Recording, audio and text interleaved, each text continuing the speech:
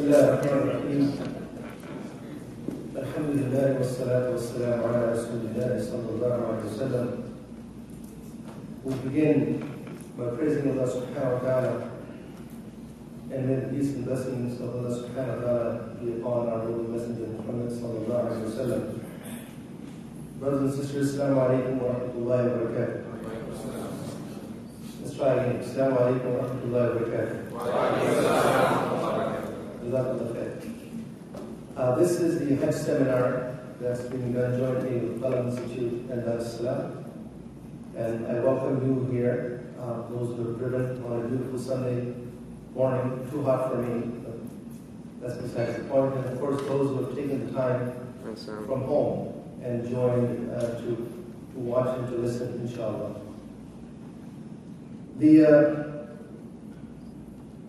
The presentation that I'm about to give you is called Preparing for Hajj.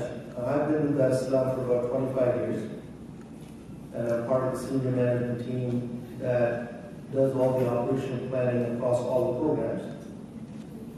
And I also have the honor of meeting a lot of you and going from place to place and delivering the seminar to help you prepare for this sacred journey. So when I speak from the perspective as to how can you get the maximum and the best experience of Hajj. This is a distinction being drawn between the ritualistic aspects of Hajj and the spiritual aspect of Hajj. As you know, that today we have both a shorter version of the logistics or the administrative aspect of Hajj, which I'll be presenting, and then you'll have a much longer spiritual aspect of Hajj, including the fiqh of Hajj that we presented later on. If you want to really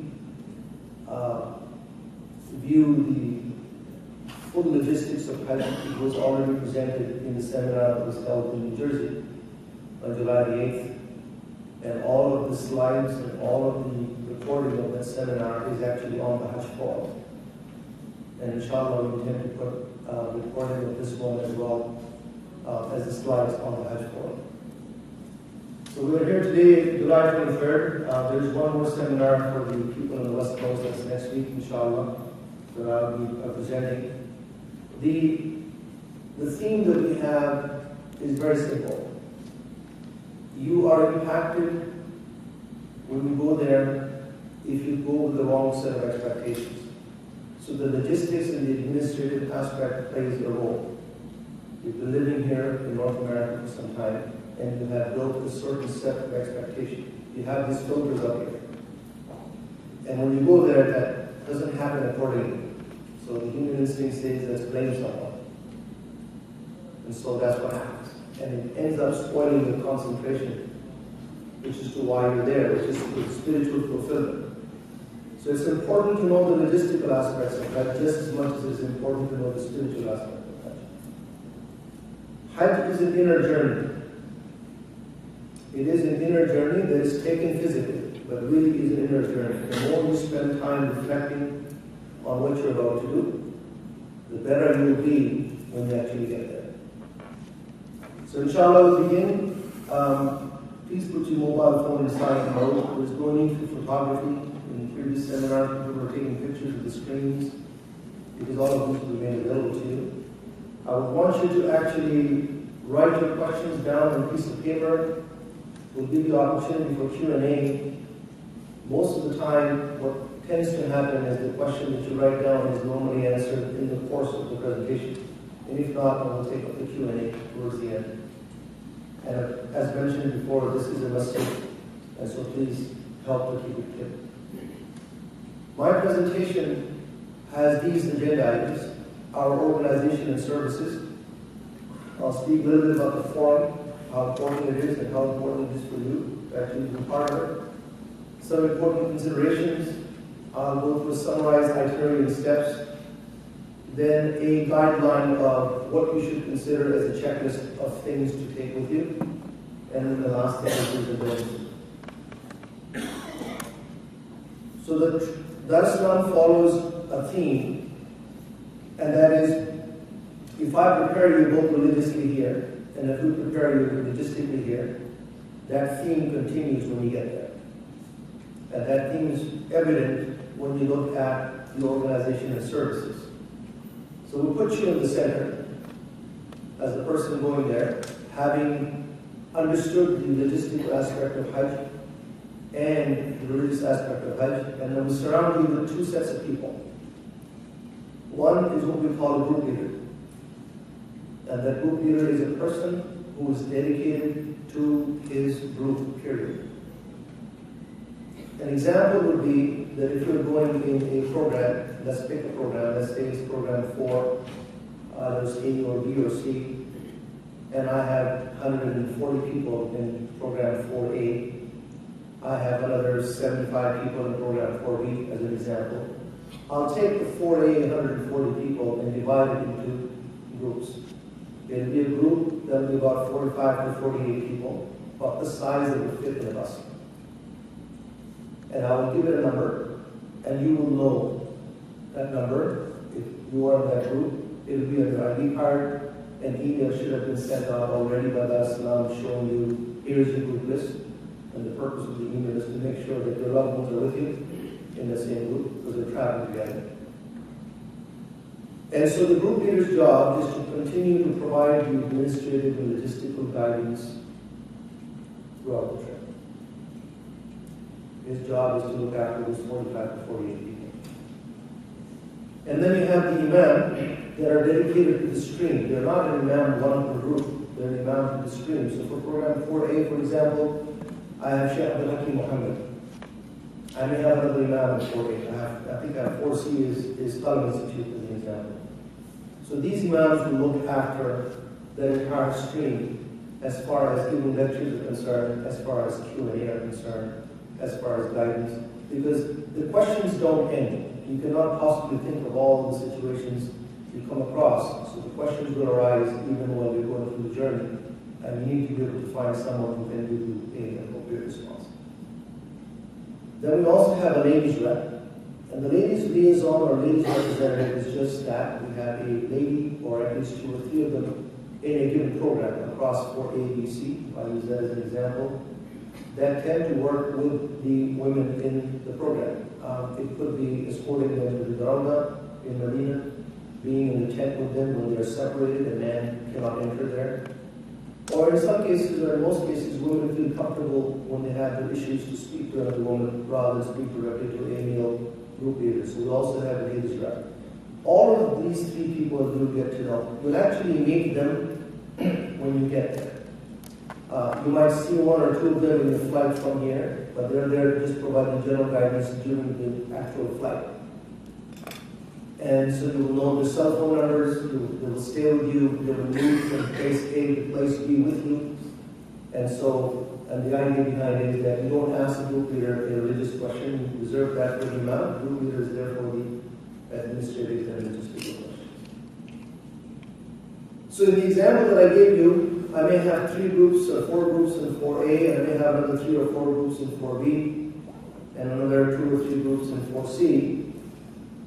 There's a set of management folks, there are 2 of them, 2 roles, program manager and operation manager, as you can see on the slide.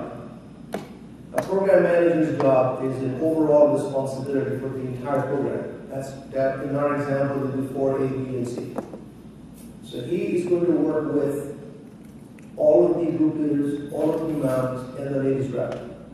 And supporting him is a person who's called an operations manager, and his job is to work with all the departments in Saudi Arabia to enable the facilities that are required for this program. Luggage transfer, for example. Buses must arrive at a certain time, etc., etc. So these 2 folks are combined responsible for providing these services to the program. You will get to know who your program manager is over there. We have already assigned them. Actually, they will be, if they have not already scheduled it, they will be actually scheduling calls here in the USA, introducing themselves and each and every group leader in the teleconference call, or even might be a webinar type of a call, so you'll get to actually see them and know who they are. So before you depart, you will know your group number, you will know who your group leader is, you will know who your program manager is, you will know who your contact. And also, if you have attended the classes or the seminars or the teleconference calls or watched the videos that we have in the forum, you will have again come up to speed on both aspects of Hajj, the religious aspect of Hajj and the administrative aspect of Hajj. So this theme continues. Now I just want you to know that behind these set of folks are specific individuals of Dar es Salaam employees. You always find someone from Dar es Salaam when you're arriving in Medina or Mecca, or when you're departing from those airports, that permanently assigned there. We have representatives that when you get to the hotel, you don't go to the check-in counter of the hotel, you meet the Dar es Salaam rep that actually does the checking for you. You have, for example, luggage. If you are in program 4, the example that I've chosen in this seminar, transferring from Medina to Mecca, you don't take your check baggage with you. It's picked up by us a night before and transferred on your behalf. And so, sounds like a small thing, but it's approximately 6,000 pieces of luggage that we have going back and forth. Okay, so there's a whole department behind it. There's a special luggage tag that we've created, and you'll see it. And similarly, we have other teams that are responsible for setup in Mina, setup in Arafat, any other issues in Mecca, or any other issues in Medina. So this organization is set up with specific names and individuals there for the sole purpose is to make sure that the services are rendered to you. And our main purpose is really just this. Please do not worry about mundane things and make sure that your heart is connected to that place and make sure that you concentrate on your ibadat, which is why we are there to make sure that other things are taken care of. Some people will unusually worry even if you tell them this will be taken care of, they want to know every minute detail. You're actually causing grief for yourself when you do that. And the reason I say that is because this is a journey of the heart. I can provide you the best possible arrangement, but know this, that if Allah subhanahu wa ta'ala wants to test you, there's nothing I can do. If He wants to test you, there's nothing I can do. So first and foremost, put your trust in Him, seek His help, ask from Him after every salah when you raise your hand, and do remember that this is not just an invitation to you, it's an honor bestowed upon you. The honor from Allah subhanahu wa ta'ala to visit His house, you're honored by Him. And so how would you express your gratitude to Him? That you are being invited so that you can come back with a clean slate, everything wiped off. Just think about it. You need to reflect on this thing. And so if He were to test you, you will be tested. So the moment you leave your house, you step out of your house, you are in His path. And all of these things that we're describing are being made available to you so that the path is easier. But it's not from us. It's still from Him. The enabler is Him. We are simply the facilitator. We are simply the facilitator. It is all that is done by Allah subhanahu wa ta'ala. First and foremost, put your trust in Him, and then don't grief yourself and concentrate on this inner journey. The next thing I will cover is the documents you should expect to receive from Dar es Salaam and what they are. So your passports are with us. And so once the visa is granted, we will return the passport to you. It will have a label on the back of it. Don't remove the label. It is used by us for tracking your passport, as the passport is not kept by you when you arrive there. It's taken away from you at the airport, either in Jeddah or Medina, and kept by the government. And you pass it on to the Mutawif. That's the person in charge of providing services for the pilgrims from North America. And we have people dedicated to work with the Mutawif in his office to make sure that he has it. And so we use that label to track it, because we know whose passport, who's arrived, and so forth. When you get your e-ticket, read it. Understand exactly the departure date and time of the flight. Know which terminal to go to. There are multiple terminals in the airport. You must also take with you the proof of immunization against meningitis. It is required here by the Saudi consulate in order for them to actually grant you the visa. But when you land in either Jeddah or Medina, at times they've also demanded to see it, that you have it. So take that with you. Don't leave it behind. We will, inshallah, give you something called an e-book. And the e-book is actually a spelled out itinerary day by day. The day one, you arrive. Day two, there's going to be a lecture. Day three, we'll do Mazarat in Medina, and you should be downstairs in the lobby after Fajr, 6 a.m. Day four would be, I'm picking up your luggage to transfer from Medina to Makkah. Make sure the luggage is tagged and outside the door, outside the room by 11 p.m. So we have this thing detailed down to that level. Where people actually have issues with is that they don't read it. And then they get over there and they say, I don't know anything about what's going on. So read the stuff. We're not sending it to you for any other purpose other than for you to know this is our plan for you, so you ought to know what the plan is. Because anything that is not mentioned, any of those events or times that's not mentioned, it's your free hand. You can go to the house, you can go as you please. But know what the plan is. The Hajj videos, we have several of them that are posted in the forum. And the forum has been up since April, by the way. We have the 11-part how to perform Hajj with Dr. Muhammad Salah. We have the HD video of Dr. Hamid Stephen on how to perform Hajj. We have Dr. Yasir Qadi's Fiqh of Hajj and practical advice. So these are there for you to watch from home and become familiar. We're not going to be providing a separate DVD or physical DVD. We'll give you a personal photo ID card, a badge, and an identification tag. We also have a wonderful book by Dr. Hamid Stephen. It's a very nice print. Just arrived in the office in New York. We'll provide that to you along with the artwork. And as far as Ihram is concerned, those who are going in programs that begin in Makkah, would be program 3 or program 1, C and D, they should be receiving the Ihram here in the United States. Those whose program begins in Medina, they will receive the Ihram in Medina, not here. Okay.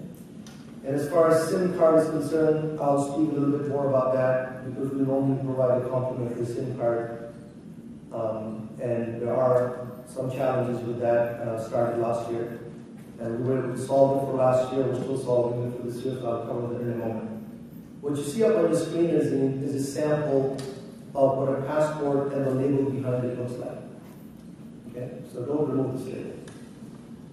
This is a sample of a picture ID card, and this ID card serves in lieu of the passport, because now you don't have a passport anymore. So this ID card is also your ticket to the restaurant. If we're going to go out and have a meal, you need to know your Dasla. So this will contain things like my group number, it's visible. I'm in group 10.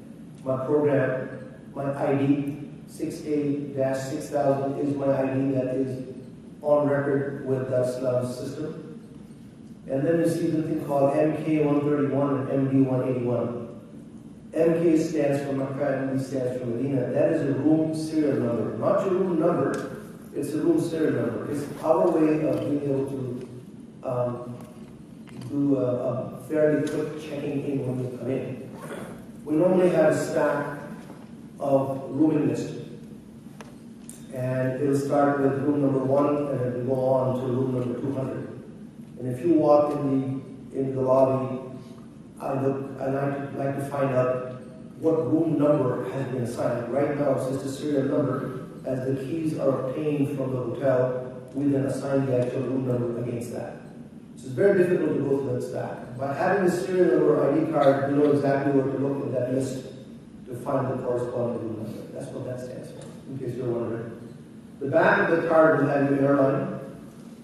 The back of the card will have your return date. It'll have the Swiss hotel or the hotel in Makkah and Medina, the telephone number. The emergency contact number that I'm showing you in this sample is not relevant for 2017. This was used last year. You will also have in the back of your ID card an emergency number that will be manned by someone from Dar es Salaam 7x24, just in case you need to call someone. The luggage tag that I'm showing you here are in addition to the luggage tag that you should normally put on your luggage. So if you're traveling anywhere, you will have a luggage tag on your luggage. So continue to do that. These tags are in addition to that. The purpose of these tags are several folds. Number one, it helps us doing the transfer of luggage from internally to this luggage. Number two, we will ask you to put this luggage tag here in the United States before you check in with the carrier. Because in Saudi Arabia, it's easier to spot. Number two, three, should your luggage get lost and doesn't arrive, you will file a lost baggage report and give it to us. And we will continue to go in this huge hall that has thousands of luggages, and it's very easy to pick up the luggage that belongs to us. So these will be provided to you, several per person, in the final package. So these are the things you're going to get with the visa when the passport is returned to you. The luggage tag, the ID card, the book, and so forth. With respect to SIM, there has been a new security requirement that came into effect in 2016, and that is that they need to know the person to whom the SIM has been given. We used to give out a local Saudi SIM card, actually have it physically shipped here, and we'll give it out to you with the final package. Well, we can no longer just acquire those cards because they need to know who is it being given to, and they need a copy of the person's passport. They also need the person's fingerprints. So last year we were able to find a solution where we told you what your phone number would be, but you got your card over there. This year we're working on a solution. We hope that in early August you'll be able to hear from us as to what the solution is going to be. It's going to be either the same as last year, which is we'll tell you what your Saudi phone number is going to be, so that you'll know it here, but you will get your physical SIM card over there, or it would be one of the carriers in the United States through whom you can acquire the SIM that is worldwide data plan and voice plan, etc. It could be either or. We're working on both tracks, but we don't know what the solution is going to be. Inshallah, we'll let you know. Why is this important? Because I think you ought to carry a phone with you. Okay, so this slide is about what type of phone. It should be unlocked. First and foremost, it should be unlocked. Many folks don't realize that if I am using a chip from a carrier in the United States, it does not need to be unlocked. But if I'm going to use a local Saudi chip, I will need to have the phone unlocked. If it's not locked, it will not work. It should be a GSM phone, quad band or tri-band, and I would suggest to make sure that you have at least a WhatsApp or some messaging platform on it, because we intend to actually use a messaging platform to communicate. Last year's example that when I mentioned groups and group leaders, so each group leader had his entire folks in his own messaging group that allowed for two-way communication. We plan to do something similar. Last year we used a messaging platform called Group Meet. This year we're thinking of using WhatsApp, and this will all come out in the next couple of weeks, inshallah. Okay.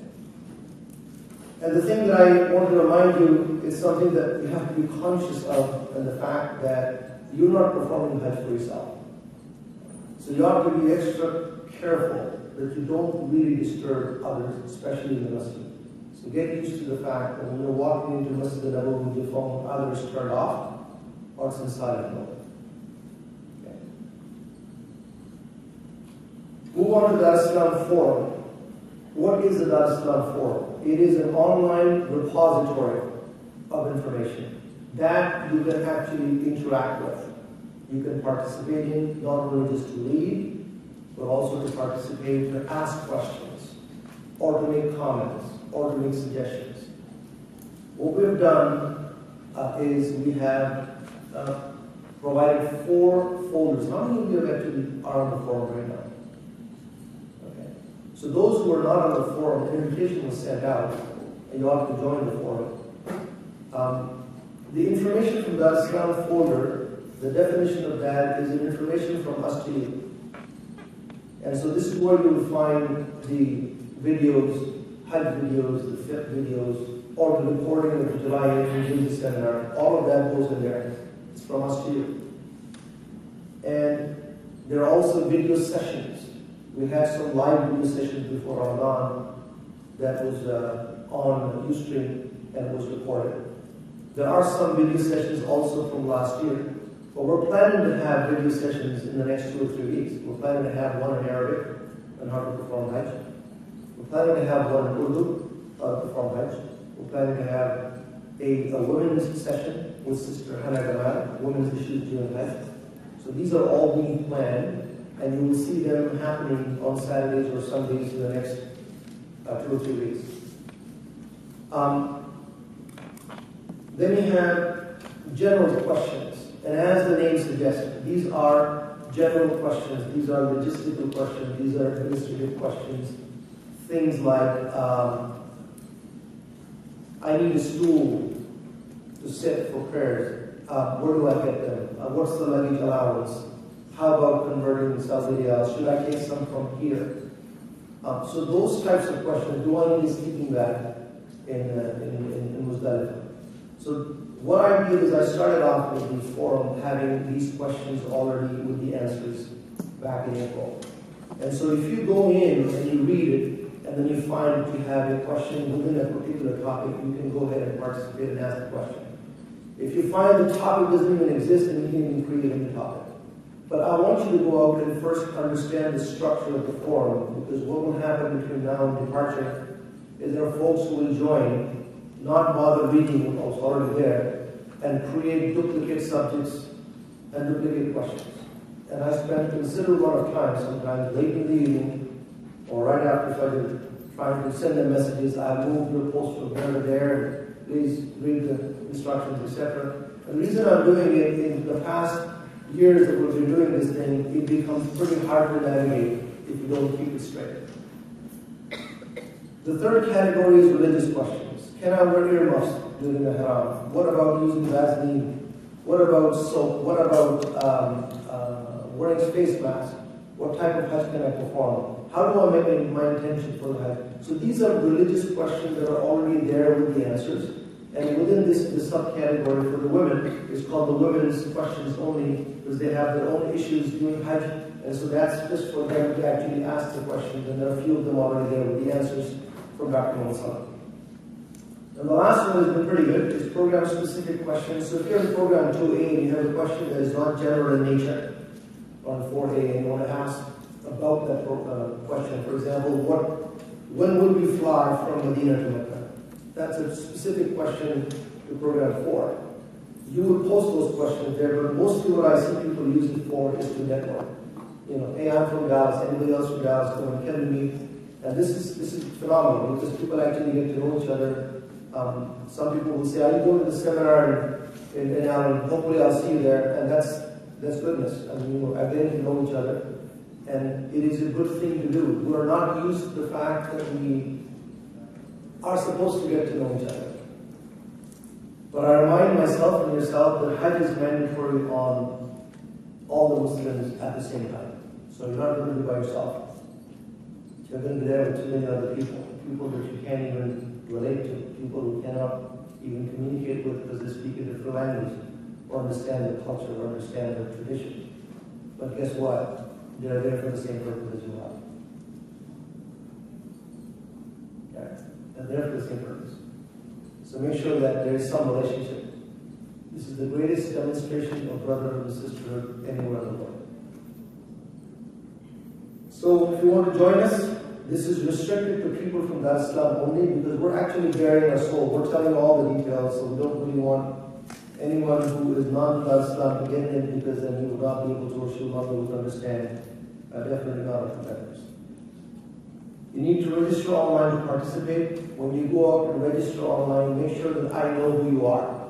If you put a cryptic username and an email address that's not in our system, I wouldn't know who you are. So that puts in the pending status, that I have to send you an email and you have to respond back to me as to who you are before I go and approve it. But if you use the email address that was provided to Dar es Salaam at the time you registered, it's very quick. Or provide your full name in the comment box, it's very quick. This is what the forum looks like. The 4 folders, when you first log in, this is what you will see. You will see clearly the first one is information from Dar es Salaam and so forth. Just to give you an idea, we have 831 members as of this morning, not counting the 18 that are in pending status, so they didn't have a chance to actually go through them. This number was 700 in July the 8th. So in less than 2 weeks, it's growing. We have 153 different threads or subjects or topics with 625 posts. This 625 posts was actually 500 posts just last week, as an example. So it's pretty active, right? So I want you to participate in the forum. I think it allows you to actually prepare for this journey on your own time. And those who are very, very busy, whether you're online or whether you're here, the more you reflect on this journey, it's unlike any other journey, the more you're going to benefit. I've said this before, I'm emphasizing it again. Don't be those that in my 25 years I've come across where they said, I'm very busy, I'm very professional, I've got this, I've got that, I've got this appointment. Just give me the book. I have a 12-hour flight, I'll read. There are those that don't quite like that. You can certainly do that. You can certainly read, and you can certainly go through the mechanics of it. And you find the same individual in the end saying, well, I think I performed Hajj. I think it's okay. Because they don't get their inner satisfaction. Because they're going through the ritual. Just like you coming home one day really tired and just making do and quickly prayed before Isha. You went through the motion. At the end, you say, okay, I'm done. But really, did you pray? Did you connect? Don't do that. Make sure you can connect with Allah subhanahu wa ta'ala. And for that, we need to start reflecting on the honor bestowed upon you and start showing your gratitude to Him for giving this opportunity. And so go through the motions one by one. A lot of people will get into, okay, what do I do when I go for Tawaf? How many people go for the first time out of it? Fantastic. How many have never been before? This is the first time ever. Okay, for those who are going for the first time ever, I know you have a longer list of questions, but take it from me, from my experience, it's one thing you should know here, and you should know it inside out, backwards, blindfolded. Got it? You should know it inside out, backwards, blindfolded, and know it with confidence. And that is how to perform Umrah. The rest of the manasik, what happens in Mina, what happens in Arafat, what happens in Muzdalifah, there's plenty of time and everybody goes with you step by step. But the moment, the actual spiritual high that you get is when you actually go for the first time inside, see the Kaaba and start your Tawaf. And that's also the moment the shaitan is waiting for you. He's going to cause you to think, okay, what if I get separated? Oh, we started off, I can't see my group leader, he just disappeared. What am I supposed to do next? You will not learn how to perform Umrah when you're doing it. You will not learn that. If I am a group leader and I have a group of 45 people, and we gather together in the hotel lobby and walk into the Haram, and we start our Umrah, how many people do you think will come out once Umrah is done? 45? I'd be happy to be 10. Right? So, those who are going for the first time, all you need to worry about is that your family members with you. If you miss out on the group leader because of the crowd, don't be petrified that you're going to get lost. I'll show you why you're going to get lost in a moment. And the reason I'm saying this is because you don't want to lose the moment. Do you know there is no prescribed dua for Umrah, right? When you go to Tawaf, people say, what do I say? Whatever you want. What do you mean, what I want? Yeah, whatever you want. There's only one dua that was heard being made by the Prophet ﷺ, which is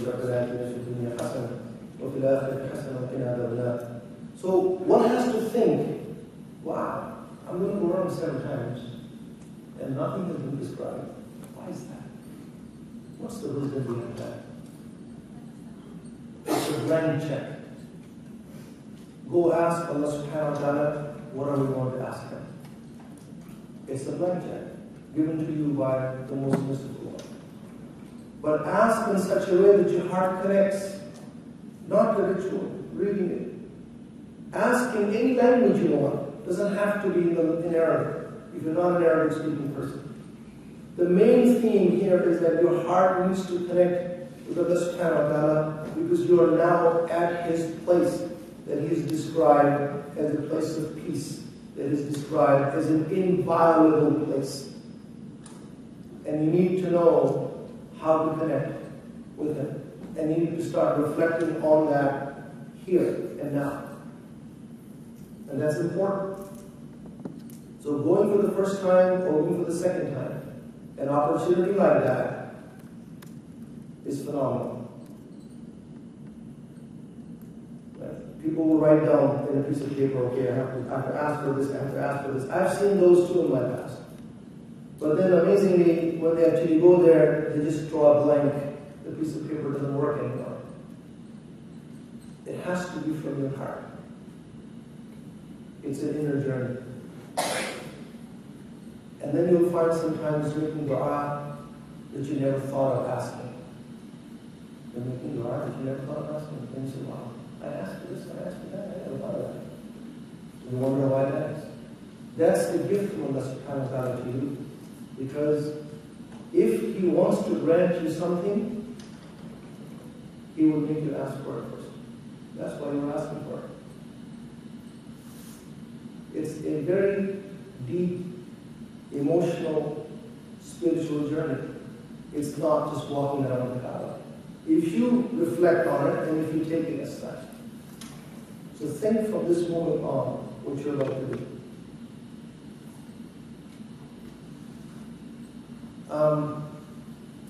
The day of Arafah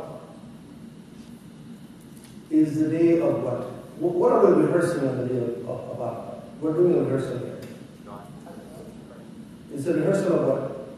It's a rehearsal of something to come. What is it? The day of judgment. It's the day of gathering that Allah subhanahu wa ta'ala mentions in the Quran. He's giving the opportunity to rehearse that. Because that's exactly what it looks like. People are out there with two pieces of shroud and buried in. It doesn't really matter what language you speak, which part of the world you come from, what your culture is. You're low and you're humble. You are among the fuqara. And you beg and plead to Allah subhanahu wa ta'ala. You have been given only that moment from after the Dhuhr to sunset. Right? That moment to plead your case to the judge of judges. And that's what you do. You spend their time begging and pleading and asking for yourself, for your family, for this dunya, for the akhirah. Because on the actual day of judgment, you cannot ask for forgiveness. It's too late. You can only hope for His mercy. So I like to actually quote a verse from the Quran, which is fairly appropriate. Allah subhanahu wa ta'ala mentions about the day of judgment. He mentions, He says, يَوْمَ لَا يَنْفَعُ مَالٌ وَلَا بَنُونَ. He's speaking about the day of judgment, saying on that day, لَا يَنْفَعُ. You will not have any nafa' or any profit. مَالٌ وَلَا بَنُونَ. From your wealth or from your children. إِلَّا مَنْ أَتَى اللَّهَ بِقَلْبٍ سَلِيمٍ. Except for the one who comes to me with a sound heart. قَلْبٍ سَلِيمٍ. So that's what's required of you. There is no prescribed dua as long as it comes from your heart. So how do you prepare for that? I can do videos, I can be here speaking, but I can't prepare your heart for it. You have to prepare your heart for it, you have to prepare your mind for it. It requires for you to sit there and reflect. Maybe one day after Fajr, between Fajr and sunrise, you ought to dedicate to thinking about the gratitude, the blessings, the countless blessings that is coming your way because He has honored you to come to His house. And think about it for a moment, and think about what you'll ask Him. How would you plead Him? You will see emotions come naturally. You will see you raising your hands and saying, my Lord, thank you for the opportunity. Make it easy for me. Grant me my du'as. Allow me this to happen. You'll ask yourself automatically, and that's the type of reflection you need. Because all of the logistics and so forth becomes a distraction. I'm going to start on the next thing called important considerations, and the reason I put up this disclaimer is very simple.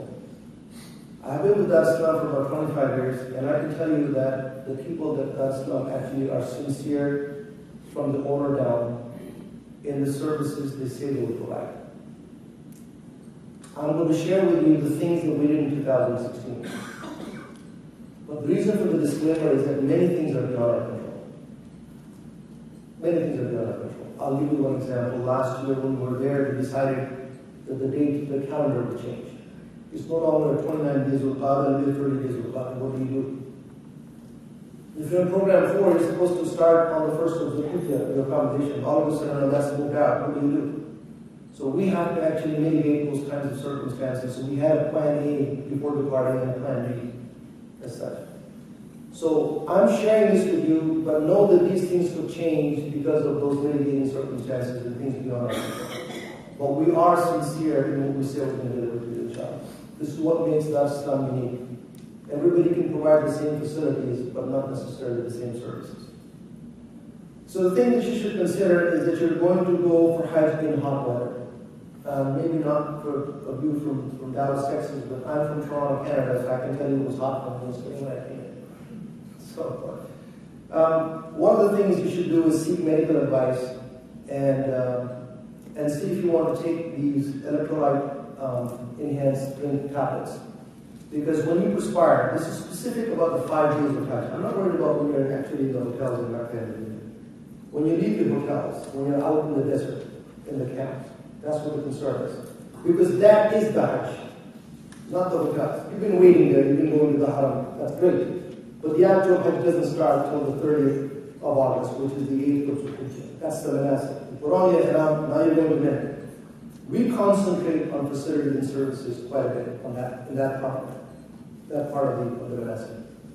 So this is where you perspire and you lose a lot of body fluid. You also lose some sugar and salt. And so consider that, but make sure you get medical advice before you actually go out and buy one of these. And that if you're diabetic or otherwise, that it's okay for you to take it. My wife and I had just one of these, and we consumed a few of them, and we still had some to bring back home. So this is something that is helpful. That's not going to provide you bottled water. It's all over the place in a minute. You just take one of the waters, just open it up, shake it up, and drink it to replace your slightly away. Somebody suggested it was very useful to them to have a wet towel. This is activated when you actually squeeze it, right? Again, where will you use it? In Arafat, when you're outdoors, for example, if you want to go outdoors, or the long lineup at the train station from leaving Arafat to Muzdalifah, or Muzdalifah. This is the place where you use these things. And I'll explain exactly how you carry them over there. Not from here to Saudi Arabia, but how do you carry them during the manasik in a moment. This is new. This is someone that suggested it was very useful to them, so I thought I'd put it in there. It's not for your consideration. The picture on the right is about 23 ounces, and you know, when you put cold water and you seal it, it remains cold for 24 hours. Right? So it's pretty nice to have. And again, it will be used potentially in Arafat, Muzdalifah. Where and how you will take this, it comes in a moment. Because it's going to be during hot weather, you need to avoid the sun. There's no need for you to go and stand in the sun. Stay in the shade. It's okay. But if you're one of those that are really, really sensitive to sunlight, it's okay to use the sunscreen as long as it does not have a water. Pace yourself. I cannot say enough, or I cannot emphasize enough of what that means. We become actually very emotional when we get there. We want to spend as much time in the house as possible. So we go there at 2 o'clock in the morning for tahajjud, then we actually stay to the fajr, then we come back, and then go for breakfast, and we meet others, and then we barely get enough sleep, then we have to go for dhuhr. You know that lasts about 3 days, 4 days in your flat. Quantity doesn't matter, quality matters. Okay? You need to do the concentrate what you're doing.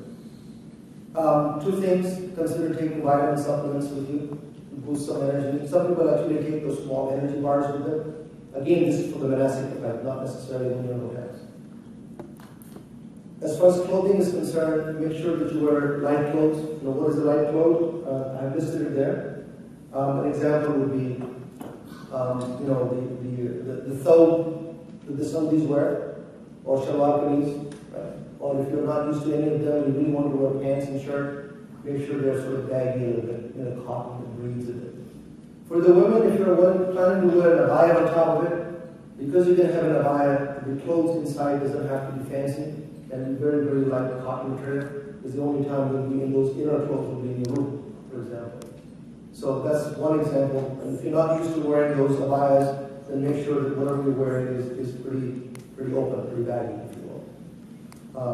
You can purchase them over there. The Abaya is available over there. Clothes are available over there.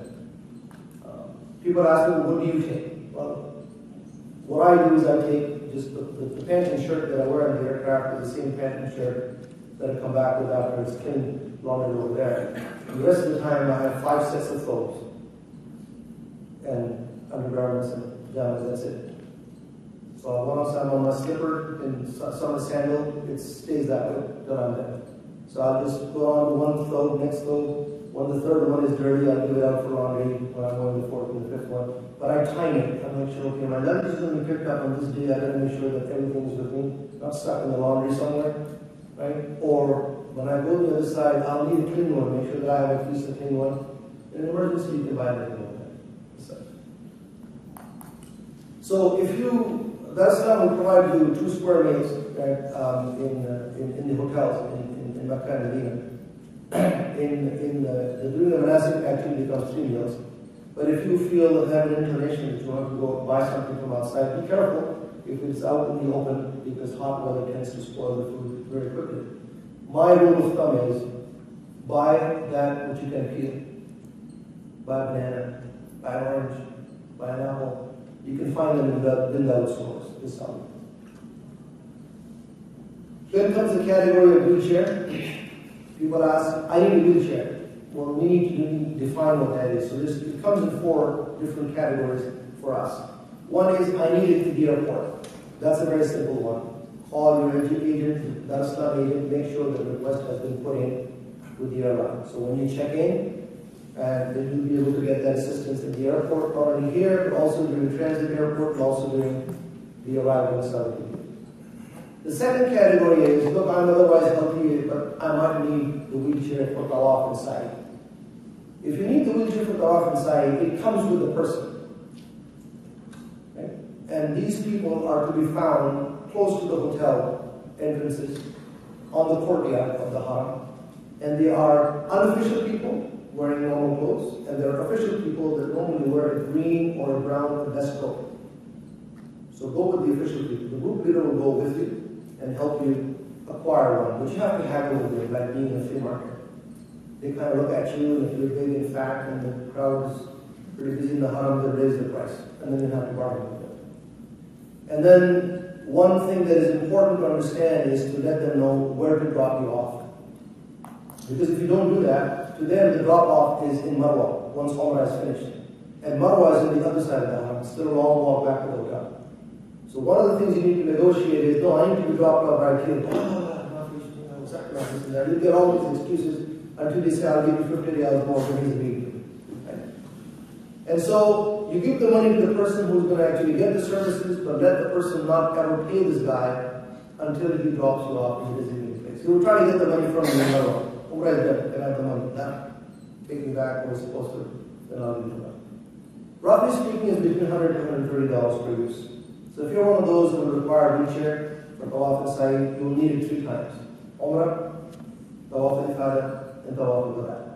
Tawaf al-wada does not have sa'i, but Umrah and tawaf al-ifada do have sa'i with it. The third category is, I'm going with a member of my family that requires a wheelchair all the time. But don't worry about it, I'll push it. So you're looking for a wheelchair only because the person to push is already a family member.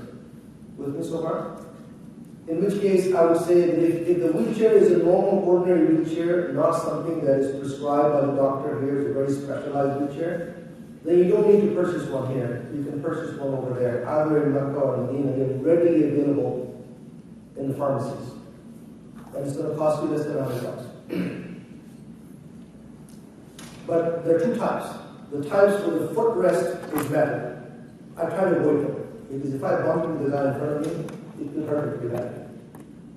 I try to get the one that has a rubber coating, a rubber padding, so that it's easier. And so, what you need to do is you need to take with you a bicycle lock. You will not use it when you're staying in the hotel in Makkah and Medina because the wheelchairs can be brought into your room. But when you're in Medina, there is no room for wheelchairs inside the tent. So the wheelchair tends to stay outside. And then somebody borrows it when you need it. Probably will return for you, but not when you need it. So you need to lock it up when you're in there, for example. At the end of Hajj, you can donate the wheelchair. Very simple. The fourth category is, I'm going for Hajj. I have no one to help me. Look, I can manage everything, but I need someone to help me during the manasik. Mina, Arafah, Muzdalifah, Mina, Tawaf al-Ifada. In which case, we have to hire a person for you. And we have to actually also have people from Hajj, because he's going to be in Mina with you, he's going to occupy the space, he's going to ride the train and all that stuff. And depending on which requirements are, we can give you a pretty good quotation as to what that person will be. Don't wait till the last moment. Don't go over there and say, now I need it. It's pre-arranged here. We have a few already this year that want to have service. So those are the four categories of wheelchair services. Electrical power, voltage. There's a difference between the United States and Saudi Arabia. Saudi Arabia operates in a 220 volt current, but make sure that any device you're about to plug in can handle it. If the device cannot take 220 volt, then don't plug it in or have an adapter that converts it down. But what I'm showing you here are simply the plugs and the plug adapter, not a power adapter that converts the power from one voltage to the other. That is something you have to purchase on your own based on the device you're taking. What I'm showing you on the left side are the types of plugs. They're the two round pin plugs. And some of the hotels have these plugs that are three pin plugs that are generally UK type plugs, European type plugs. So hotels have either or. And on the right side, I'm showing you the adapter where you can put in your North American plug on the back side, and then the other side will plug into the wall. Or you can have a universal adapter that has many forms of one versus the other with you, because you will need that over there. Okay. Power bank, you will not need it when you're in a hotel room. Power banks is something you'll need when you're in the monastic. If you are taking a cell phone with you, even though we have electricity in Mina and also in Arafat, but there are not too many extension cords. There are not too many external outlets. So having a power bank that is already charged up completely before you head to Mina gives you at least 2 or 3 charges during the monastic. And I would suggest 20,000 milliamps will probably cost you $40 to buy and charge it and take it with you. In regards to Wi-Fi, it's available in most of the hotels. In Medina, I know that Medina Movenpick is free of charge. It's free of charge in your rooms. When you're in the restaurant, when you're in the lobby, it doesn't work. And the reason is because they discovered years ago that people from the streets were coming in and using the Wi-Fi. So we decided to disable it at the lobby level and the restaurant level, but free it works. In some hotels, they actually do charge. In Mecca, they start charging for Wi-Fi. So you have to pay for Wi-Fi when you're in Mecca, for example. It depends on the hotel. So it's part of them. Those who are going to be in program 1 and 2, they will go to the apartment hotel in Azhar. We'll have Wi-Fi available, but generally the reception is not that great. It depends on how many people are hanging off the router. Right? So it's the number of people in the network, the traffic. The last one is people ask whether you're going to provide Wi-Fi in Mina. We did in the past, but we had an internal discussion and a debate, and we chose not to provide it this year. And we said, why not?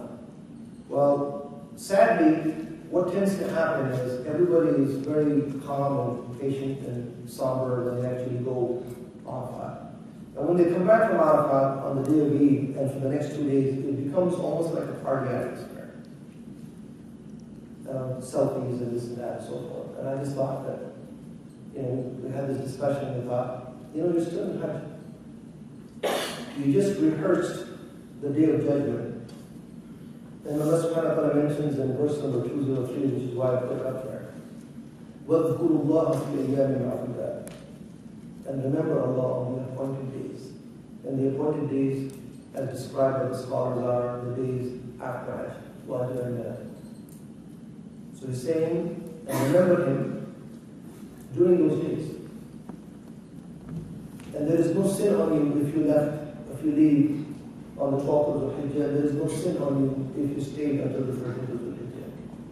And the verse continues to say, لِمَنِ اتَّقَى. It is for those who are conscious of Allah. And then a very forceful message by saying, وَاتَّقُوا اللَّهَ وَعَلَمُوا. Be conscious of Allah and know أَنَّكُمْ إِلَيْهِ تُحْشَرُونَ, that you will indeed one day be gathered in the real gathering. You just did rehearsal. So trying to create an atmosphere in the camp by not having Wi-Fi would cause or remove some of that distraction. If it's an emergency, you can call someone. There's tons of ways of doing that. That's not the issue. It's just that the Wi-Fi tends to be fairly distracting. What I can say to people is to stay away from idle talk and gossip, is that you take upon yourself that as soon as you depart, you will start the Quran from the very beginning. You'll be objective of finishing the Quran during the trip. So anytime you're idle time, just go back and read the Quran until you finish. That's much better way to spend time. Room and checking in. The hotel room consists of 2 standard beds. Now that shouldn't be surprising to anyone. If I go to any hotel in North America, how many beds do I find in there? 2. What if I tell the hotel I need an extra bed, 3rd bed? What kind of bed do I get? Temporary bed, right? It's like a cot or something like that. The same rules apply over there. The rooms have 2 beds, and they will be temporary bed. And the reason we're mentioning is because people who are in a shared triple or quad occupancy walk into the room and they find the 2 beds already occupied by people that came in before him, and he gets the temporary bed. And guess what happens after that? The Jamarat stones comes out of God's stomach and the curtains. You guys, I picked the same as him. What? We don't know how to share in the room, but that's the configuration, and the rate the hotel gave us was based on that configuration. No different anywhere. You have to decide in the room who gets the bed and who gets the temporary bed. Now, if you're a family of 4, it's up to you to decide who's the black sheep of the family. But if you are sharing as male, female, adults, I can't. But there are going to be temporary beds. And the reason I'm telling you this so that you don't get yourself upset in scenarios like this. The second thing is, the checking in time, generally speaking, is 4 p.m. That's general. Sometimes even later. Now, you will notice, if you look at the flight itinerary, if you're going on the Hajj, if you're going on Emirates, or even Turkish Airlines, those who are going to Medina first as an example, you'll find the flights are landing at what time? Anybody? 4 a.m., 3 a.m., things like that. We can't help the fact that the flights land at that time. So we are going to do our best to accommodate you, but know that you have to wait till the rooms are ready. Because the occupancy begins that day. It doesn't begin the moment you get to the hotel. It begins when the room is available. Sometimes we end up at the very late stage, not now. We end up getting the room for an extra night, but they don't sell one night. They sell a block of 3 nights. So right now I can't buy that one night from them, but maybe later on I'll be able to. But generally speaking, we tell you is to make sure that you are prepared to wait, and we'll do our best to accommodate you. If I didn't tell you that, you will go with an expectation of being in the room right away, and it doesn't happen. You're traveling for 22 hours, and you're telling me the room's not ready. No, it's not ready, because it was ready in the afternoon. The reason I mention this is because, you know, there is a verse in the Quran where Allah subhanahu wa ta'ala mentions Al-Hajj Ashhurun Ma'lumat. The months of Hajj are well known, and we are in the months of Hajj. It started when? In Shawwal, or Eid, after Ramadan. Shawwal and Zulqa'dah and the first 10 days of Zulhijjah are considered months of Hajj. Then Allah subhanahu wa ta'ala goes on to say, فَمَنْ فَرَضَ فِيهِنَّ الْحَجَّ فَلَا رَفَثَ وَلَا فُسُوقَ وَلَا جِدَالَ فِي الْحَجِّ. It tells you 3 things. And whoever then undertakes this journey, let him know that he cannot do these 3 things. Number 1, there shall be no lewdness. Number 2, there shall be no committing sins. And number 3, there shall be no arguments during that. Now if you pause there for a moment and you say, but I'm not going to go there to do these things. None of you have the intention to do these things. That's true. None of us want to do these things. We have no intention of doing it. If that is the case, then why has he put in there? Why is he warning you? If you have no intention of doing it, it's because you're going to end up falling into it. You end up falling into it because of these reasons. I get a temporary bed. I'm waiting for a long time. Or for reasons, the fact that there's 2 million other people that you can't even communicate with. the traffic jam, the bus is stuck. So he's giving you a warning, he's giving you that you're coming to my house, but no, there's going to be a code of conduct. I want you to behave in a certain way. No rudeness, no committing sins, no arguments. But then he gives you the flip side of it as the ayah continues. He says, وَمَا تَفْعَلُوا مِنْ خَيْرٍ يَعْلَمُ اللَّهُ. SubhanAllah, what an opportunity. And whatever good you do, whatever, you didn't define what that good is. Whatever good you do, Allah is aware. And what opportunity to do good when you're with too many people. Phenomenal opportunity. It doesn't have to be that Islam. It can be anybody on the street that you can help with.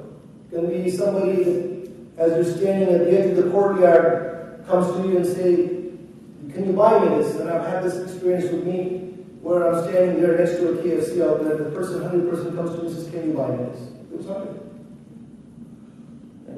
Opportunity to do good is phenomenal. Helping somebody cross the street or guiding somebody who's lost. So he's telling you not to do these things, but he's also telling you, well, whatever do you do? Allah is aware. Then he goes on to say, تَزَوَّدُوا فَإِنَّ خَيْرَ زَادِ التَّقْوَى, which is what we're doing here. If you want to take provision for the journey, please do so. Whatever you think you need to pack and plan for, do so. But the best thing you can take with you is what? Taqwa, being conscious of Allah subhanahu wa ta'ala. And then it becomes like a command, وَاتَّقُونِي يَا أُولِي الْأَلْبَابِ. Be conscious of me, or you will understand. Now this consciousness was developed when? يَا أَيُّهَا الَّذِينَ آمَنُوا كُتِبَ عَلَيْكُمُ الصِّيَامُ كَمَا كُتِبَ عَلَى الَّذِينَ مِنْ قَبْلِكُمْ لَعَلَّكُمْ تَتَّقُونَ. That He has given us the month of Ramadan. Fasting has been prescribed for you, as it has been prescribed for those before you, so you may become conscious of me, raise yourself nearer to me. And right after Ramadan is the month of Hajj. This is that consciousness. The planning for the trip didn't happen now. It doesn't happen when you read the book. It doesn't happen when we actually have the seminar. It happened when you made the intention. And Ramadan came as a gift to get closer to Allah subhanahu wa ta'ala. And that is the taqwa that's going to nurture you through that trip. Being patient has a prerequisite of having taqwa. If you don't have taqwa, it'll be very difficult to be patient. So it's not easy to say I'm being patient. I'm going to go quickly through itinerary and steps. And just so that I can remove some of your fears. So here's what, I have actually slides behind each one of them. So Medina, Mecca, apartment hotel, Mina, Arafat, Muzdalifah, and so forth. And so Medina, Mecca, an apartment hotel. This is a picture of Masjid al-Nabawi, especially for those who are going for the first time. If you see those white little umbrellas all around the building, these are umbrellas that come on because the courtyard is marble. And the umbrellas come on before sunrise so that it can shade from the heat of the sun. And you can see the building, and at the very bottom, middle part, you will see this dot, which is the green dome, which is the original masjid. Okay? Qibla is to the bottom. And you'll see the two women's entrance. One is on the west side, one is on the east side. These are northwest and northeast. And the main entrance called the King Fahd Gate. So, in all the programs in 2017, our hotels for Hajj this year are, on the left side is Medina Movenpick, then there is the Hilton, and there is the Shah. How can you get lost again? When you come out of Movenpick, when you enter the courtyard, there are big metal gates, and they have big, huge numbers on them. Movenpick, gate number 15. Hilton or Sharjah, 19, 20, 21. Once you enter and know the gate number you entered with, it's very easy to know how to get back. Right? So these are the hotels. Makkah. You can see I have circled in red King Abdulaziz Gate. These are the major gates with the minarets. So King Abdulaziz Gate's minaret are still under construction, but it's called King Abdulaziz. It also has a number. It's number 1. Gate number 1. The next two minaret, big gates. Big gate is called King Fahd Gate. It has two minarets. It's gate number 67. Most of you will use either one or the other to enter the Haram. The reason I'm telling you this is because once you're inside the haram, no matter where you are, you will see directions written in English, Arabic, and Urdu. Which way to go to King Fahd Gate, which way to go to King Abdulaziz Gate. So you cannot be lost. Right? If you're disoriented because you're somewhere in Marwa or somewhere in the courtyard, you don't know where you came from this and that, and don't worry about it. Look at it, at the edge you will see a direction how to get to the gates. And our hotels this year, in the Clock Tower building complex, is the Fairmont Hotel, which is the Clock Tower itself. If anybody's in Fairmont, you cannot get lost. This building is visible 9 miles away. If you're in a Swiss hotel, it's in the same building complex as the Fairmont. If you are in the Hyatt Regency, it's a hotel, it's right in front of King Fahd Gate, or the hotel that is the best and the closest to the haram, right at the courtyard is Darul Gate. So this fear of going there with the group for the first time, if I get separated, if I get lost, shouldn't exist. Don't worry about those things. Concentrate on the reason you're there and that connection with Allah subhanahu wa ta'ala, especially for those who go for the first time. If you are in program 1 and 2 and you have a few days to spend in the apartment hotel, I'll just let you know where the location of the apartment hotel is. You can see the apartment hotel as in the slide, and you can see to the right of it the Mina camp. That distance, by the way, is 1.25 miles. The hotel, the apartment hotel, Azhar, is closer to Mina than it is to the Haram. Haram is about 4 miles. Okay, so it's not the distance, it's 4 miles. How long does it take to walk? I wouldn't walk. And it's pretty even hard to take a bus because you go nowhere because of traffic. So these are the buildings that we have. It's close by. But the picture, the Google kind of gives you a very nice peaceful view. You know, it doesn't tell you there's a cardiac killer, right? And we have some of those uphill streets. This is a building 2 that program 2 stayed in last year. This is from the outside, the top left picture. And the bottom left picture is the lobby inside. And the top right picture is the brother giving the adhan. And then the bottom right picture is Sheikh Abdul Hakim Muhammad giving the lecture. We had open buffet. We had, you know.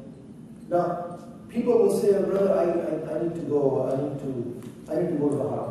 If you're in program 1A and B, you want to go to the haram every day. I want to go for every prayers. We don't provide that. We provide you a shuttle service maybe for Fajr prayers, and then we'll provide you one in the afternoon to go for Maghrib and Isha. When you go to the haram for Maghrib, you stay there for Isha. Because it takes a lot to come out of the haram. And the difference between Maghrib and Isha is about an hour and 15 minutes. And people tend to be lazy. They actually want to go out and pray in the courtyard because they don't want to go inside. And the reason they want to pray in the courtyard is because they want to be the first one to leave. So you get the impression as you get out, oh my God, the haram is full, look, people are in the courtyard. But actually it's empty inside. So plan to go ahead if you're going to go inside. And plan to stay for a while before you come out. That's why I say if you're going for Maghrib, you'll go at least 1 hour before Maghrib. Not 15 minutes before. And then you come out after Isha. So, same thing, we're trying to provide the shuttle service out of Azhar. But those who say, no, I have to go there because a prayer is equal to 100,000 times prayers, which is true. Then some scholars say that applies to all haram, others say no, it doesn't. You have to be actually in the haram. But the way I relate to it is very different. You know, the Prophet made one Hajj. How many? One Hajj. He left Medina and assumed the state of Ihram from Dhul Hulayfa on the 24th of Dhul Qa'dah, which is just outside Medina. And he traveled on foot and on camel with about 120,000 estimated companions for 9 days. And he arrived in Makkah on the 4th of Dhul Qa'dah. And then he performed his Umrah. And he stayed in Makkah from the 4th of Dhul Hijjah till the morning of the 8th of Dhul Hijjah when he went for the massacre. How many times he went to the Haram between the 4th of Dhul Hijjah and the 8th of Dhul Hijjah to pray? How many times do you think he went to the Haram? Even though Makkah was a very small place at the time. How many times? 0. 0 times. You think there's wisdom in that? Quantity matters or quality matters? You want to tire yourself out before the massacre begins because the massacre is a very rough camp entry. In Manasik, you have nights that you can't sleep. And you won't know it unless you forward think. And I will do some forward thinking for you. So it's important to understand that.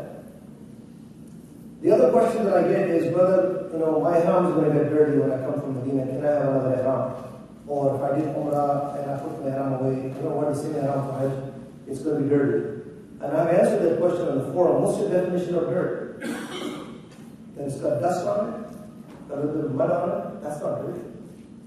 They travel for how many days? 9 days. You think the ihram will sweat? Yeah. Does that make you feel humble? Does that make you feel like a beggar, a fuqara, in front of Allah subhanahu wa ta'ala? Isn't that how He wants you when you show up? And by the way, when there is no water available for wudu, what do you use to make wudu? Tayammum? Dirt. So how can that dirt on your ihram be dirty? It's the North American mindset, I want something squeaky clean. Right? You need to create the humbleness and humility in yourself when you actually go there. Now, if it's soiled because of bathroom and stuff like that, yes, then you can say, I need to have to wash it and maybe I'll get out of that now. I'm just letting you know, there's nothing stopping you from getting a second ihram and using a second ihram. But I'm just giving you a definition of the reason why people say they want to use it is because they think it's dirty because they've been in it for about 20 hours and so it's smelly. That's not dirty, right? Just to give you an idea. So when you go to Mina, I want you to take with you, what's the slide number on the slide number?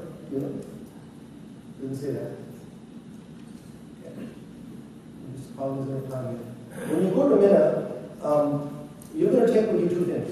Number one, you're going to take with you a roll-on bag. The roll-on bag that you take with you from here in the aircraft. Right? So one of those will go right there. Take a nominal size. Don't take a large roll-on bag. You'll take the roll-on bag, and the roll-on bag will have what? It'll have you change your clothes. How many sets? Actually, you will change your clothes when you come out of Ihram on the 10th of Dhul-Hijjah, 11th of Dhul-Hijjah, and perhaps the 12th of Dhul-Hijjah. 3 sets. Maybe for the women it's 4 sets. You'll have your toothpaste, toothbrush. I'll cover that in the checklist. But that stuff gives everybody a backpack. That's a pretty good sized backpack. I've posted a picture of that before. That backpack you'll also take with you. Amen. On the 7th of Dhul-Hijjah, before you go to Mina, the night before, whether you are in a hotel in Mecca or you are in Azhar, if you're about to leave the hotel, that's program 3, program 4, program 5, you will check out the morning of Mina. Program 1 and 2 in Azhar, you're going to leave them also the morning when you go to Mina. We offer something, we offer a valuable safekeeping service. Right? So your debit card, credit cards, all that stuff, you don't need it in Mina. We'll give you a nice, sturdy plastic bag. We put it in there, seal it up, write your name, group number, ID number. And there's a process with which we actually take the deposit from you. Now you have maybe 200-300 riyals pocket change. That's all, incidentally. So when you now go to Mina with your carry-on and your backpack, you arrive in Mina. Mina, just want to let you know, if you look at this map, there are 2 different campsites for people from North America. There's one across the Jamarat, which is what we use, and the normal one, which is way up there. It's so far up there that there is no traffic on the road because the roads are blocked, but you have to come to the Jamarat. It takes you 45 to 50 minutes, one-way walking distance. Okay? Plus the services and so forth. Closer view of our campsite, you can see where our camp is, you can see where the Jamarat is, and you can see where the train station is. So this is an example of what we do. We take our camp and we decide to divide it up. The camp is surrounded by metal railings. With the gates, most of the gates are closed with a security guard, except for one main gate that's open with a security guard. We want to keep it secure a little bit. And so we will take the number of people in each program, men and women, and then we have a CAD drawing. We'll actually go out and divide up the camp. So this is an example of what was done a couple of years ago. The golden color that you see on the bottom right side is for the post program 4 men, and the golden color on the top side was the 4 women, and the red was the bathroom that was divided half for women, half for men. And the open areas in front of the women's tent was their open buffet, the open area in front of the men's tent was their open buffet. The blue big outline that you see is where the executive lounge was, and program 5's rooms were. The green was program 3. The yellow is program 1, so that's what we do. We actually divide up the camp. Did you know that the camp is completely gutted every year after Hajj is over? The sinks are removed, the toilets are removed, the water is shut down, everything is smashed. And we get possession of it approximately 2 weeks before, and we set it up. This is what the camp looks like. Google view is very deceiving. This is the real view. And you can see that we're on King Fahd Road, and if you follow the road to the very edge, you see 2 tunnels. That's King Fahd Road, and you enter the tunnel. As soon as you enter the tunnel, you have left the boundary of Net. The reason I'm showing you that is because sometimes you have to walk that distance. Because if the roads are shut, you have to actually go through the tunnel to the other side where the buses are. And I'll share that detail with you more. But you see these cylindrical buildings next to the ramp going to the Jamarat. These cylindrical buildings are nothing but access buildings. They have escalators and elevators to different levels of Jamarat. Okay? And the picture is taken from one of those buildings right next to our camp. So when you depart, we will be taking Al-Mashar train. Don't confuse this with the Al-Haramain railway system that is still building. Al-Haramain, the building is between Jeddah, Makkah, and Medina. Al-Mashar has been in existence for the last 6 years. It works on 2 days only. Takes you from Mina to Arafat on the 9th of Zulhijjah, Arafat to Muzdalifah in the evening, and the next morning back to Mina. You're done with the railway station. Right? There are 3 stations, and we are in station number 3 in Mina. We don't know which one is going to be for Arafat and Muzdalifah. It hasn't been assigned yet, but we know that our camp is going to be near Mina station number 3. We're given a specific time to ride the train. We don't have the option of taking the buses. The reason why they created the Al-Mashar train is to relieve the congestion on the roads so there are no buses. So if you're camped near train stations, you must take the train. With me? You have to walk to the train station. I showed you in the map where the train station was in relationship to the camp. And so here's an example of Jamarat. And you have station 321, Muzdalifah 321, and Arafat 321. And we sort of come out of our camp within our respective group, with the group leader, with people with signs and Al-Islam flags. We'll take one of these access buildings to the very top floor, and we'll walk all the way to the train station. What the map does not show you is there are some areas that you walk that are graded uphill. The ramp goes a little slightly up, so it's a bit of a cardiovascular exercise. Now, what do you take with you, Rafa? I don't need my carry-on luggage. My roll-on bag, I don't need it. Why? Because I'm in Ihram. When I come back the next day, I'll still be in Ihram. So what do I need? Well, I need my backpack. What's in it? Quran, prayer rug, medicine. And I always advise people to carry their own unscented soap with them. Not necessarily because we don't have unscented soap, because anytime you want to remain hygienic, you want to wash your hands, the hotels all have perfume stuff. So Dove unscented with a $1 store plastic box. I have my own, my wife as well, always in my backpack. So all the stuff that I mentioned to you about the electrolyte tablets, power bank, that steel container, all that goes in the backpack. Because that's what you will need. With me so far? So all you're doing is carry your backpack. You don't need your carry-on.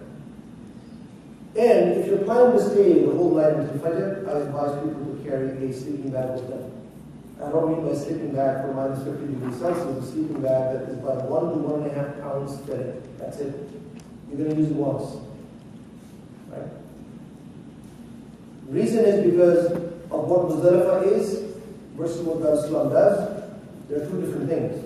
But just in case, you want to make sure that you are comfortable in that. This is a picture of people gathering outside the camp. You can see the Al-Islam workers wearing yellow t-shirt.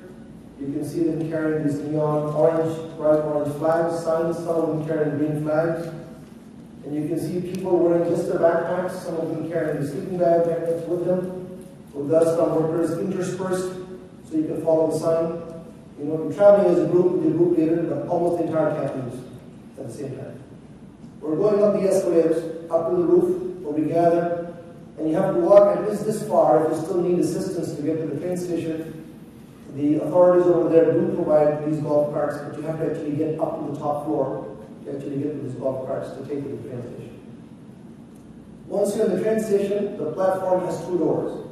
The door on the left side is the one to use to board the train, the tracks on that side. The door behind you, they try to use that door to control the number of people that can be accommodated in the platform. So there's no pushing and shoving. Going from Mina to Arafat is not an issue, but coming back from Arafat to Muzdalifah and Muzdalifah to Mina are issues because people tend not to listen. We are given a specific time to ride the train from Mina. Everybody leaves calmly. The same specific time is given in Arafat. This camp leaves after Maghrib, this camp stays for another 15 minutes, this camp will leave about half an hour after Maghrib. Nobody listens, everybody wants to leave after Maghrib. So you crowd the train station at Maghrib time in Arafat. So this is what the tents looked like last year in Arafat. Alhamdulillah, we were able to actually provide real AC unit, not desert coolers last year. And you can see on the top, on the left side of the picture, you'll see this little thing coming out of the tent, that duct work. These were industrial AC units that actually sat on concrete slabs the size of a small car on the outside. And was enough to actually keep the tent comfortable, let's put it this way. And there are fans to circulate it. The chairs are not a one-to-one ratio. Everybody has a chair. The chairs are just there for some to sit, some will sit on the floor. Right? It's not marked. This is another view of it. And this is when people came in the morning, sort of chilling, right, until the Zohar time happens. Some people are on the floor. You can now see the two industrial units in the back very clearly. Actually, what we did is we turned them on last year and we zipped up the tent. And the first guys that came in the morning were complaining about being freezing. Even the temperature went up to 115 during the day. Right? And so it sort of opens up. Once you open up the air, it flows through. This is program 4 last year, open buffet men and women in Arafat. So I'm showing you real pictures so you can sort of have a sense of understanding of what we're planning to do, inshallah. This is the bathrooms in Arafat. These are people sort of, relaxing, having a chai, and in the morning, because they arrived in the morning. You can see some of them are sitting on those coolers. Those coolers are important. They contain water, they contain juices, they contain drinks. And what you need to do is to remain hydrated in Arafat. What you need to do is take those small bottles of water, 4 or 5 of them, and stick them in your backpack for the return trip. Right? This is where it's required. There are people making dua. This is in Arafat. You'll have combined Zohar and Azhar. In every one of those big tents, you'll have an imam assigned to lead the prayers and give the khutbah of Arafat. Then you'll have time for individual supplications. Late in the afternoon, you'll have time for group supplications. This picture shows you people making individual supplications inside the tent and some outside the tent. This is program 6 last year, executive program 6. They are making group supplications inside the tent late in the afternoon. We actually leave our camp towards the train station before the sun goes down. No train leaves before Maghrib. So don't worry about leaving Arafat before Maghrib. What would happen? What we're doing is we're lining up. Because if you don't line up, it'll be far worse. You can see by the time we actually get to the train station, it's already nighttime. We're still out there. So expect long lines in Arafat and Muzdalifah stations because people don't listen. How long is the line? You could be in a line for an hour and a half, inching yourself towards the platform. It's still better than bus travel because once you're in the train and it moves, the train travel time is 10 minutes to Muzdalifah. Used to be, years ago, when they didn't have the train system, I used to take the bus, and I used to call it the worst traffic jam in the world. We used to travel 7 kilometers in 7 hours. You leave after Maghrib and arrive in Muzdalifah at 2 a.m. And the bus driver would actually go 25, 30 yards. Not only would he brake, he would turn off the ignition because he knows he's not moving for the next few minutes. Right? This is still better. If, for some reason, I think, is it bad? Okay.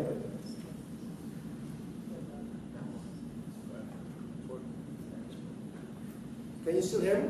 Yeah. So the online folks can still hear me, right? Yes. Okay. So if for some reason, this is where you have to be careful. We're doing our departures from Mina to Arafat in your group, right? With your group leader.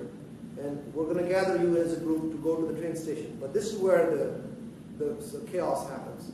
I'm a group leader, and I walk in there, and I've got my people spread across multiple doors to enter the train in the platform. The train comes, some get on, some don't. That's why we have people with Dar es Salaam signs and flags throughout the station. Now you have to follow a general Dar es Salaam person. Follow me? Just use common sense. They're all going to Muzdalifah, same place. When you arrive in Muzdalifah, for example, you will see, this is a scenario from last year. You can see when people are getting off the train, how crowded it is. Follow the Dar es Salaam flag. See if you have a companion with you who's also with Dar es Salaam. Even if you're a group of 4 or 5, stick together. Just follow the flag. We actually place Dar es Salaam workers, this is a Dar es Salaam worker actually, in strategic locations high enough with the flag so you can see, okay, this is the direction. And if you get near him, he will tell you which way to go, to the next guy, right? So common sense should prevail. And you can see, same thing. And it's dark. Now, what is Muzdalifah?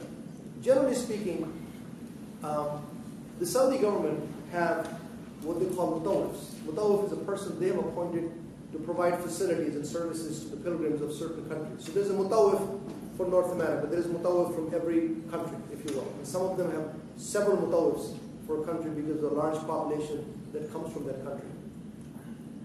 The mutawif is allocated space in Mina and in Arafat to set up the tents and provide the services. But there is no such thing in Muzdalifah, by the way. None. None whatsoever. I think I want to ahead a few slides.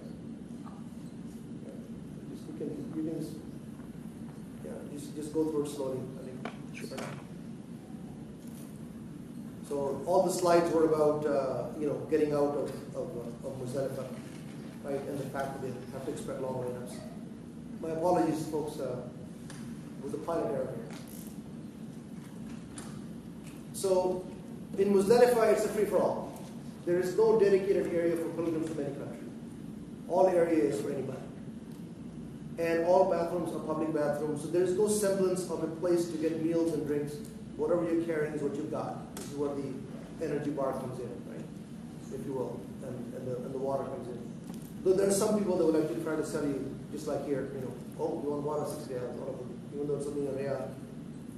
There's no sense of organizational prayers. Sometimes you're there with 4 of you, you've found spots, and there's a jama'ah going on with another group, just join them.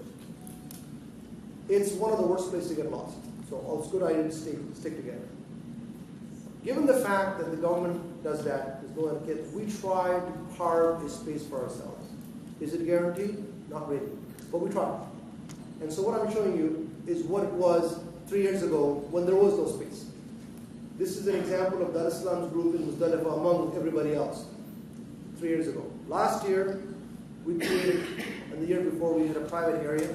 We sent our workers at Azhar times to lay some carpet in that area and sort of put up a barricade if we could, as such. We had somebody go and take one part of this public bathroom, men and women's side, and get it cleaned a little bit, and arrange for some meals and drinks. And so this is what it looked like. This is the group that came in. This is program 4 last year coming in, and they are, you can see very clearly those sheets, the brown, the beige colored sheets, that was the barrier. You can see in the background there's a bathroom. One part of it is within Dar es Salaam's area.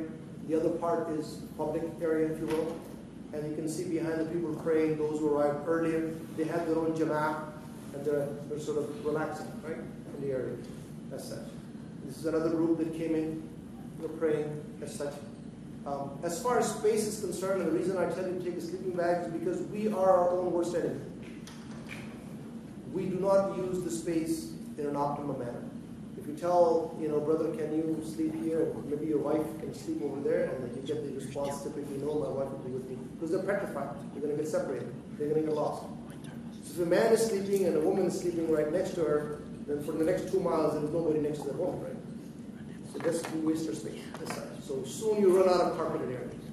So if a group comes by train, and you happen to be in the last group, you come here, you can't find a carpeted area, what do? You take your sleeping bag and put it on the ground. And that could be a hard ground with pebbles in it. So that's why we suggest you take a sleeping bag with you.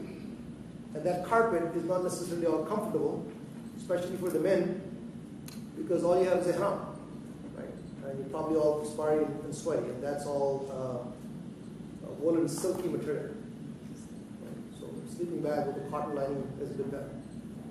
So we had meals in insulated containers, hot meals. We also had sandwiches. Last year we had hot drinks, we had cold drinks, we had every facilities available to make it comfortable. One thing we couldn't do is to decide how comfortable you'd be, because I remember this, and this puts your trust in Allah subhanahu wa ta'ala. Wonderful ways of reminding. The year before 2016 and 2015, we had our own area, but it was a very tough night to spend because there was absolutely no breeze. None, zero, still, and hot. It was very difficult to spend it. Last year was just as hot, but there was this slight breeze, and that made the difference. Just as hot, but it was slight breeze. So, you don't have a 5-star hotel, you have a 1 million star in which you sleep. There are going to be 2 departures from Muzdalifah, and I'll have the shuyukhs here actually tell you, when to depart when. It's not a choice. You don't have a choice. You need to know whether you are among the exceptions to leave in the middle of the night. Wajib is to stay till the morning. Roughly speaking, 75% of the people stay till Fajr, 25% leave in the middle of the night. If a woman is excused, and she is, or an elderly, or sick, or weak, if a woman is excused and she's traveling with the mahram goes with her. As such. And all that questions will be in the afternoon for you to ask. And this is what happens. I'm a group leader. I've got a group of 45 people, and some are staying, some are not. So this is where the semblance of group disappears. Right? There will be 2 departures. Anybody ready to go? We're leaving now. The ones in the middle of the night. So you will go with a bunch of Dar es Salaam group leaders and guides following Dar es Salaam signs. That's the middle of the night departure. The rest will be in the morning. So you may not be with your group leader, right? As long as you're together with Dar es Salaam group. When you arrive at the train station, this is what it looks like. The reason I'm showing you this picture is I want you to see the canopies. Right? You can see the canopies. The first canopy on the right side is the small shaitan, and the middle one is the little shaitan. You can see that as you're getting off the platform, but the paths to get there is a bit complicated. We will give you a map which has a picture, a Google map, as well as directions and how to get from the train station back to the camp the next morning. And so, when you actually come from the train station, you'll take this ramp and you'll be forced to go through the Jamarat. If it happens to be the morning, and that day you're supposed to throw 7 stones, if it is not too crowded, go ahead and throw the 7 stones before you even get to the camp. But when you're done with the last Jamarat, you don't go straight, you don't go left. What do? You make a right turn. If you were to walk from the small shaitan to the big shaitan, anytime there, if you go on any level of the Jamarat to the right side of the railing there, you can see Dar es Salaam's camp below. And despite all of this, we'll give you a map, and you'll have an emergency number should you get lost. And we can walk back. There's 2 other markers, Al-Baik, which is a famous fried chicken there. There's a shop there right in front of our camp, and also House of Donuts also have a place there. So this is what it looks like. You will end up coming out of the cylindrical building that you see on the right side, and you'll walk straight. It's a bit of an uphill. It's a very narrow street, and then you come up the street. We do have barbers available to cut your hair, but be patient. A lot of people want to get it done. It's a lineup. It's up to you. There's a numbering system. They'll pay you. They'll call you. But the barbers are there. They always use clean blades, one-time use only. And the bathrooms become busier. And this is where we actually mess up the bathroom ourselves. Some people won't wait for the barber. They'll actually go out and shave their own head in the sink and not worry about the next guy because the sink is clogged. Or we have ihrams that you discard. We have bins outside the bathroom. Don't leave it inside the bathroom stall where it's soggy, wet, because somebody else is going to use it. So we are our own worst enemy when it comes to how clean the bathrooms are. Dar es Salaam has attendants in the bathroom, by the way. They constantly keep the bathroom clean and provide supplies. It's something that we do every year, as such. But be mindful of others, as such. The water is going to be warm. And then there's no hot water tap, by the way. It's all cold water tap. But you're going to be waiting for the cold water to come. And that's normal, as such, because it's PVC pipes, 115 degrees. What do you expect? Going for Tawaf al-Ifada is going to be a scheduled departure. Not every program leaves that night. By the way, This year, Hajj is, the day of Arafat is on a Thursday, and the day of Eid, the day you're coming back from Muzdalifah and actually coming out of Ihram, is a Friday, September the 1st. So the most questions I'll start getting, from people will be, can we go to the Haram for Jummah? And I will say no. And they will say, but brother, it's 100,000 times more. And I will say no. Then I'll say, it's the sunnah not to go. And they'll say, what do you mean it's the sunnah not to go? Again, quality matters. If you want to follow the sunnah. The Prophet ﷺ made one Hajj, right? The day of Arafah was which day of the week? Friday. Did he pray Jummah? No. He prayed as a traveler, Dhuhr and Asr. You want any better example than that to follow?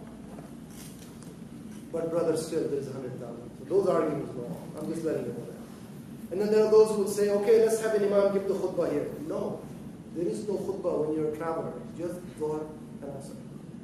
What has been granted to you is ease. Take it as ease. You don't know any better than the Messenger of Allah sallallahu alaihi wasallam. So just follow. That's that. Tawaf al-Ifadah. If the roads are blocked and the buses are on the other side of the tunnel, we do have golf carts for those who need it, those who are challenged. Healthy ones will walk. How much walk? 1.25 miles. How much is that? 20 minutes? Till you get to your bus. But it will be scheduled departure. We'll say which group is leaving when. You will know when you're going for Tawaf al-Ifadah. Whether you're going the same night or the following morning or the following evening. Program 2, for example, has a hotel stay after Hajj. They're not going to be going the first night. Program 3 are departing immediately after Hajj. They will be going the first night. So there is a reason, there's a priority behind it. And Darussalam also does something unique. We have something called Al-Shuhada Hotel. So when we say we'll take you to the Haram, where in the Haram are you going to drop me off? Where are you going to pick me up from? So we actually rent a dining hall in a hotel. So you're not out there in the stifling heat. You're indoors. The bus will take you there. It's about 450 meters from the Haram. The reason for 450 meters is because I can't get any closer. There are physical barricades that block the roads. Okay? You'll go to the Shuhada Hotel. You'll go to the Haram. My group, I'm the group leader. Let's go to Tawaf al-Ifadah. We arrive in Shuhada Hotel. We'll go out together. Some people need a wheelchair. I'll help negotiate that. We go into the Haram. We don't come out together. Everybody comes out at different speed. So some of them have come back to Shuhada Hotel, and then there is some person who's resident there saying, there's a bus to go to Mina. Don't wait for your group. Get on the bus. Go to Mina. Follow me? Same destination you're going to. So this is where the group, semblance of group breaks up. But at least we have a place, 450 meters away. Going to the Jamarat is very simple. If you have to go throw the stones on the 11th, the 12th, or the 13th, just be careful that if you're throwing stones on the 12th of Zulhijjah, try to avoid throwing it at peak times. Both the incidents that happened, the one that happened 2 years ago, and the one that happened in 1990, which had the record of the number of deaths, both happened on the day of Eid, early in the morning. So that's a dangerous time. And the next dangerous time is on the 12th of Zulhijjah at Dhuhr time. Everybody wants to throw the stones at Eid. Many programs that we have are staying till the 13th, which is easy, which is good for them. It's the sunnah anyway, and it's good for them. So the path to take is to follow the same simple path, go up the access building, throw the stones calmly and quietly. It's also psychology involved, by the way. So as I walk through and I can see the Jamarat approaching, my Jamara is approaching, it's a wall. The tendency is people will see the wall and start throwing the stones. If you just go around them, the wall is pretty long, 40 feet long. If you go around them, chances are you'll be standing right next to it and throwing the stones. You just have to know how to go around them. If you see it's too busy, just because you happen to be there, use common sense. If it is that busy and that dangerous, you can't handle it, just walk away. Come back. It's only 10 minutes away from it. You can try it with time. Those who are unable to do so, you're permitted to have somebody else throw it on your behalf. You can cover that with the shields in the afternoon. So same path to take, to come back. At the end of Hajj, we will depart. Again, some will depart on the 12th of Zulhijjah. Some will depart on the 13th of Zulhijjah. And then you will perform your Tawaf al-Ifadah based on when your flight is departing. But if you gave us those valuables that I mentioned, right? you pick up those valuables in Makkah. So if you are program 3, 4, and 5, and you give us some valuables, when you go to Shuhada Hotel, you do your farewell tawaf, and you get on the bus. Before you get on the bus to move on to Jeddah, you picked up the valuables from Shuhada Hotel. Those who are in the apartment hotel, when you finish your Hajj, you go back to the apartment hotel, you claim your valuables back. It's delivered in Makkah. It's not delivered in Medina or in Jeddah. Basically, that's how we need to remember that. Two other questions I get asked is that complimentary Zamzam is provided by Dar Islam, and it comes that way. It comes in a plastic bottle, which is itself sealed in a plastic bag, which is itself in a carton. It is ready to be checked in. Now, when I say ready to be checked in, what people do sometimes, it's available at the airport. It used to be available in Makkah before, but they became smart. There's no sense in giving you Zamzam in Makkah, waiting for you to ship it to Jeddah. So they have it made available in kiosks in the airport. Dar Islam actually acquires it for you. And so you pick up your Zamzam and put it in your luggage cart as you walk into the check-in counter. Don't check in and say, "Where is my Zamzam?" Because the Zamzam has to be checked in. It has to be part of your check bag. The airlines will accept the checking in to the destination, the first destination, free of charge. So if I'm coming back to JFK and then I'm taking a second flight to Columbus, Ohio, it's free of charge to JFK, but not necessarily to Columbus, Ohio, with a domestic flight. Just know that. It's okay to bring right dates as long as they're packed and you declare with U.S. Customs. They've never stopped anyone to do that. People ask those questions. Okay? So that's the end of the itinerary in steps. Last piece I want to do is the items checklist. What I've done is I've actually provided this checklist as a memory jogger. It's more of a guideline. You have to get it for yourself. And then I've decided to categorize. If I put them in different categories, as you're packing, you can think of those things. So when I'm looking at travel documents, I must make sure that I have a passport with me. I must make sure that I've got a green card. Anybody with a green card here? So here's what you do with your green card. There is no authority in Saudi Arabia that wants your green card, needs your green card, or should ask for your green card. Okay? The green card is only used to return back to the United States. You must take it with you, but don't surrender it with your passport. Keep it separate from the passport. The only time the green card will be used is when you are in the check-in counter at the airport coming home. They will want to see if you have a green card so you can enter the United States. Be mindful of this. You have to take it with you. Keep it safe throughout. Nobody will want it. Nobody should ask for it. There's nothing to do with Hajj. And only when you're returning, when you're trying to get your boarding card, they'll ask for the green card. Okay. Make sure you have your e-ticket with you. And as I mentioned, proof of vaccination is sometimes demanded when you arrive. That's part of the documents. When it comes to cash, people ask, how much should I take? I say $500 per person is more than enough, provided you don't have this long list of things to buy as gifts. It's just incidental. If it is for buying gifts, then obviously it will be more. But generally speaking, when you take cash, you take large denominations and newer looking bills. Right? Because the sarraf is a guy behind the counter, looks at your money and says, no, I can't take this. 20s and 10s, you don't get a favorable exchange rate. They might even accept it. Take newer bills, large denominations. And by the way, if you are one of those that are planning to use the wheelchair services for Tawaf and Sa'i, then add more cash to it, because you'll have to pay that guy as well. When it comes to ihram, even though we provide you ihram as complimentary, these are the things to think of. A pair of slipper or an appropriate sandal. There is no restriction for women, but the men have restrictions to what they can wear as footwear, that you can cover in the afternoon. As far as the belt to tie ihram it really is a memory job, just as a guideline. Some people don't use a belt to tie the ihram. They tie the ihram in such a way they don't need that. Or you can use the same belt that you're using today to tie your pants. Or you can use a soft money belt. If you're going to use a money belt, don't use a money belt that is visible. You put the money belt in, the ihram is up too high, and you cover it up with the ihram cloth. Okay? The reason I don't think we need a money belt is because when you transfer from Medina to Makkah, as an example, first thing you do is you go to your hotel before you go to the haram. And remember, valuables are to be kept in the hotel safe, not carried with you. Women, men together. There are professional pickpockets, unfortunately, in the haram. With blades sometimes. If they sense you're walking in plain clothes, looking an option tawaf, and you have a puffy looking pocket, they will try to see if they can get at it. So there's no point in taking valuables into the haram. Okay?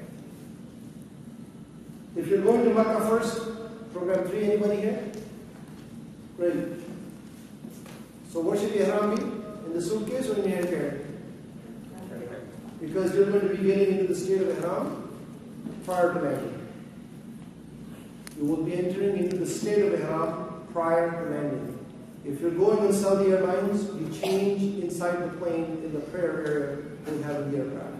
If you're going on any other airline, you will change the clothing of the ihram at the transit airport. Abu Dhabi for Etihad, Dubai for Emirates, Istanbul for Turkish Airlines. When I say change, means getting into the garment of ihram. Doesn't mean you make the intention. You make the intention when there's an announcement in the aircraft, the miqat is approaching. You don't have to be scientific. If the person says the miqat will be approaching in the next 20 minutes, you don't have to wait for 20 minutes. You can make the intention. Okay? You must not cross the miqat without being in the state of ihram. The state of ihram requires an intention. Wearing the garment of ihram does not put you in the state of ihram. You have to intend to be in ihram. The reason I mentioned this now, so physical preparation for ihram, cutting the hair and all that happens here. For the women, you can, if you're in a transit airport, perhaps go and change in the bathroom. But generally speaking, women tend to enter into the state of ihram from the clothing they're wearing from home. Personal needs, when you're packing from Mina and Arafat, these are the kinds of things that you want to consider. I've written bath and hand towels. Generally speaking, I don't take a hand towel. I take a bath towel. Because it's so hot that you'll dry by the time you get back from washing your face anyway. So you don't need it. So these are all just memory joggers, and there is a link on the forum directly from Medina and from Makkah, 2 separate links that you can click on to know what the weather is like before you're packing. But I can tell you, it will say it's hot. I mentioned sleeping bag. I mentioned pillow because some people want it, but I don't personally use a pillow. If I'm going to sleep in Muzdalifah or lay down, for example, what I would do is I would actually roll up my prayer mat and stick it under my head. That's it. I don't need a sleeping. Why do I carry another material with me? Some people take the traveler's pillow. It's up to you. You don't carry the stuff from your camp in Mina, your own pillow that was given to you for use in Mina, over to you to use it as Arafat. You don't do that. The carry-on bag that I mentioned already, the roll-on that you take from here, and the backpack that Islam provides. If you're going to wear glasses, sunglasses, or especially those who cannot stay without the prescription glasses, buy one of those strings that goes in the back of the glass, the frame. In case you get bumped and the glass falls, at least it doesn't fall down to the ground and break. Prayer mat, small Quran. Now this is a list of medical kit. I mean, don't go out to buy one of these. As I said, it's just a memory jogger, right?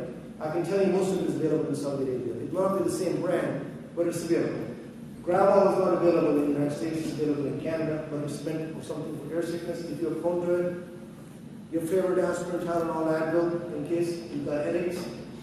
Vaseline is generally put in there because men sometimes ask for it. The reason being is that when they're in ihram, their inner thighs rub together and it causes much pain, if you will. You can apply Vaseline to it if you want.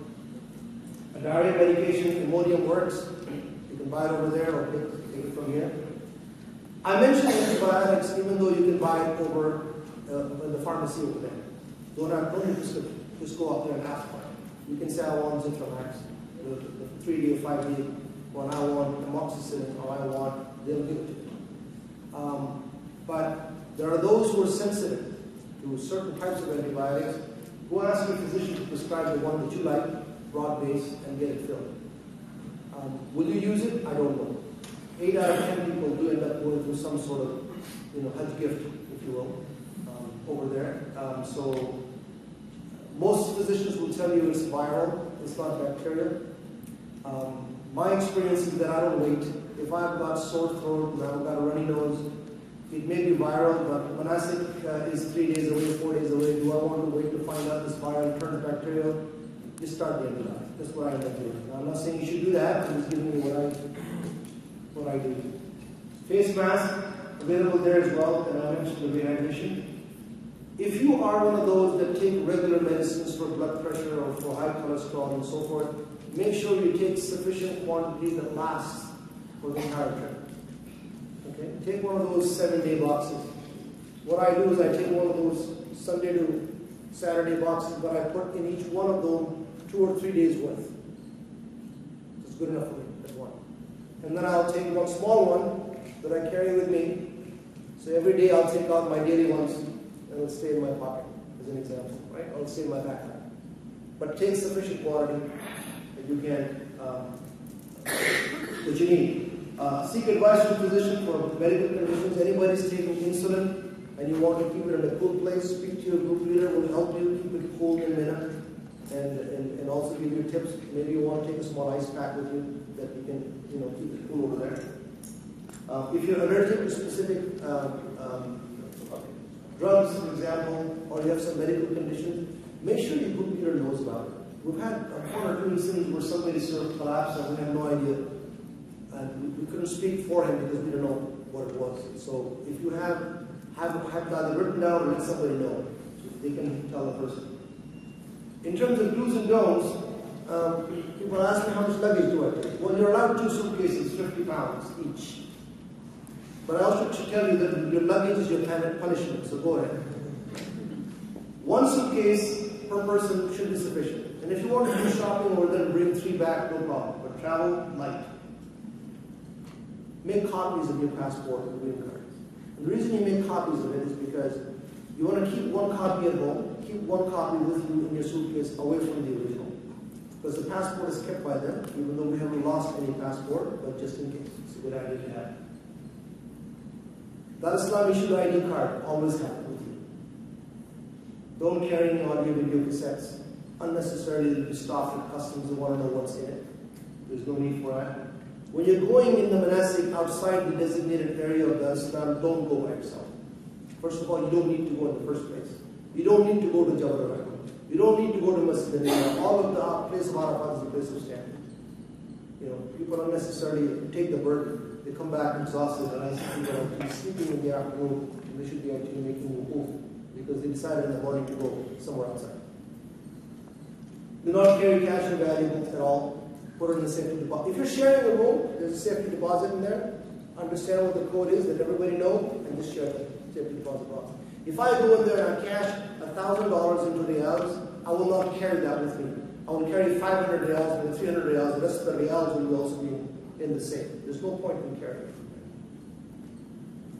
Make sure you're on time. Don't second guess when we're saying, be there at a certain time. Yes, there might be delay, but don't second guess that. Don't inconvenience others. And make sure you follow the instructions about tagging your bags when we're moving the bag from location A to location B, and make sure they're put outside the room at the stated time.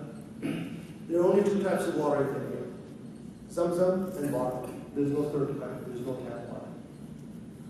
Maintain your fluid balance. You will know when you're getting dehydrated because either your urine will be dark or dark. And those are the telltale signs. Okay, so you start taking fluids. Avoid heavy food. Enough said. I'll re-emphasize it. Pace yourself. Take plenty of rest. Your mind needs to be alert. You just don't want to go through the motion and you're dead tired and you're not operating. You have to be alert. You have to be conscious. If there is any demonstrations, a big gathering, just stay away from it. Don't take any handouts and such. Please cooperate with your fellow pilgrims. Remember, وَمَا تَفْعَلُوا مِنْ خَيْرٍ يَعْلَمُ اللَّهُ. You're all there for the same purpose. Remember the code of conduct that Allah subhanahu wa ta'ala said you must behave by when you're there. You want to see unity in worship? Here's what I want you to go and observe. Go to the courtyard of the Haram for Asr prayers. Because there's about 1 million people in the Haram, and when the extension is finished, you go to 2 million. You will always have a level of noise because of the people. But when the Salah begins, when the Iqamah is called, everybody lines up. You don't really look for your friend next to you, whoever it is. The person could be from a different part of the world. When the Imam begins the Salah, within a few seconds, if you close your eyes, it is very easy for you to imagine you're by yourself. That's how silent it becomes. Are we united in worshiping Allah subhanahu wa ta'ala? Yes. We bow together, we make sujood together, and regardless of the fact that we don't even know each other, we can't even speak to each other. Right? There is a reason why everybody else is there at the same time. You are there to help them as much as they are there to help you. This is part of brotherhood and sisterhood. This notion that it is my Hajj, no, it is our Hajj. Maybe it is because of something that somebody else does that is so pleasing to Allah subhanahu wa ta'ala, He accepts everybody's Hajj. This has happened. So be mindful of that. I will leave you with a few hadith. And the opportunity to do good as much as you can over there far exceeds anywhere else in the world. Not here in Texas. Not even in a masjid. Right? Whoever removes the worldly grief from the believer, Allah will remove from him one of the griefs of the day of judgment. And why would I like him to remove my grief on that day? Whoever shields the misdeeds of the Muslim, Allah will shield him both in this dunya and in the hereafter. The Prophet said, verily every good deed is charity, and it is a good deed if you meet your brother with a cheerful look, and it is a good deed if you extend a helping hand to him. So when the prayers are finished, the guy next to you could be from Nigeria, though you can't speak to him, can you at least shake his hand? On both sides? Can you at least smile? This is part of what we're there for. He's there for the same purpose. The most beloved of people to Allah are those who benefit the people the most. And the Prophet ﷺ said, and to help a believing brother with his needs is more beloved to me, said Muhammad sallallahu alaihi wasallam, than to make i'tikaf in my masjid for an entire month. Where else would you find this opportunity? So you have to think of being a little bit more, not selfish, but selfless. I'm not saying you should do this, but this is what I do. Once I do my umrah, if I want to do an optional tawaf, if the mataf is really empty, I will go, otherwise I will do it somewhere else. Because I find people in Ihram doing the initial tawaf al-qudum struggling because they're in minority, and people in plain clothes who have been staying in Makkah are doing over and over again. That's me. You don't have to do that. Because I want them to be able to have that spiritual moment during their umrah and their tawaf rather than being pushed in charge. That's a minor thing, but to me it means a lot. That's that. Help your Muslim brothers and sisters. Opportunity is abundant. Be patient, because things, logistics-wise and so forth, are all dependent on that massive movement of people. As such, sometimes you have to be extremely patient. Some cases, in some people will have to exercise the utmost patience. I think I've said enough. There's a theme in here somewhere. Right? Know the prerequisite for patience is taqwa. And this is the end of my pitch. I would be more than happy to take any questions. I'm told that the questions will be sent to me.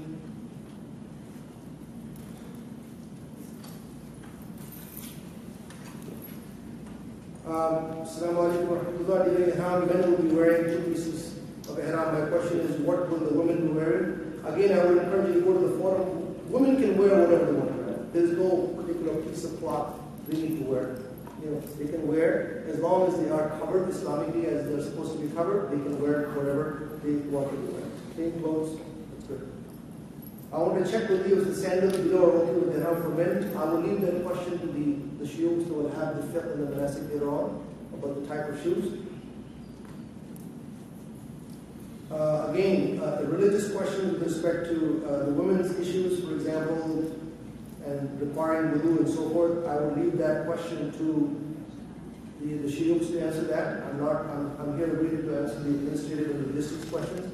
But I would again encourage you that some of these questions, as I read them, are already in the forum and answered by Dr. Muhammad Salah.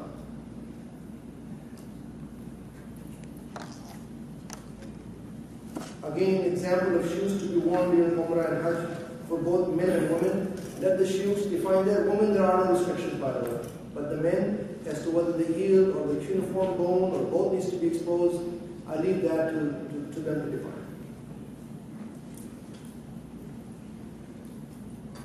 For preparation of Umrah and Hajj, does one have to shave parts the day when Ihram is put on or a few days before?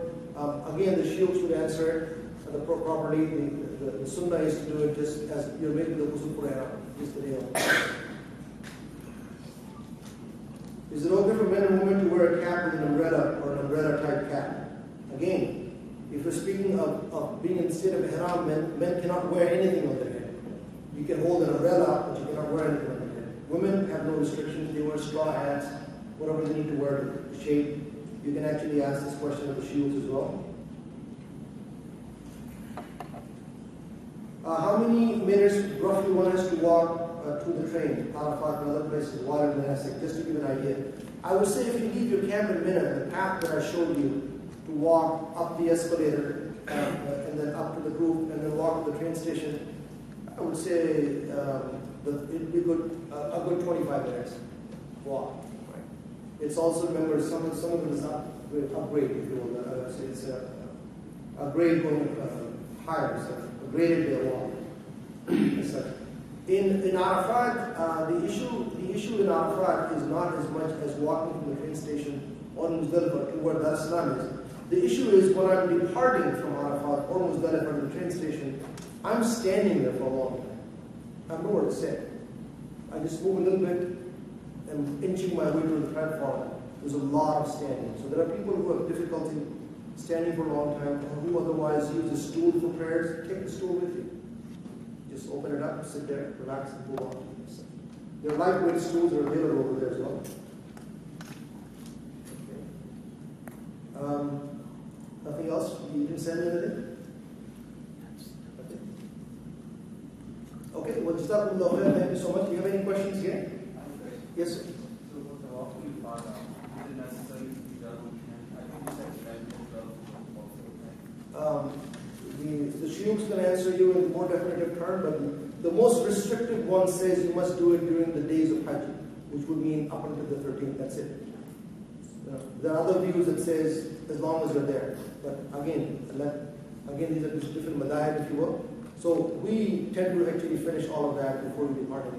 Before you leave. We try to schedule it so that you're going either the 10th, or the night of the 10th, or the morning of the 11th, or the evening of the 11th, pretty well. Where the issues come in is there are people who are not in any physical condition that they can actually go to the Tawaf. They're not well, they're sick, or they have a lot of walking to do. In which case the Shuyukhs will tell you that it's okay, at the very end they can combine it with the Tawaf or whatever. That's something that you can ask the same question in the afternoon session. It'll be much better. Yes, sir. When we are checking out of the hotels in Makkah and going to Mina, we are supposed to take all the baggage with us. No, we will pick up your luggage. You're in which program are you? 3A. So if you're in 3, we will pick up your luggage on the 7th of Zulhijjah, the checked luggage.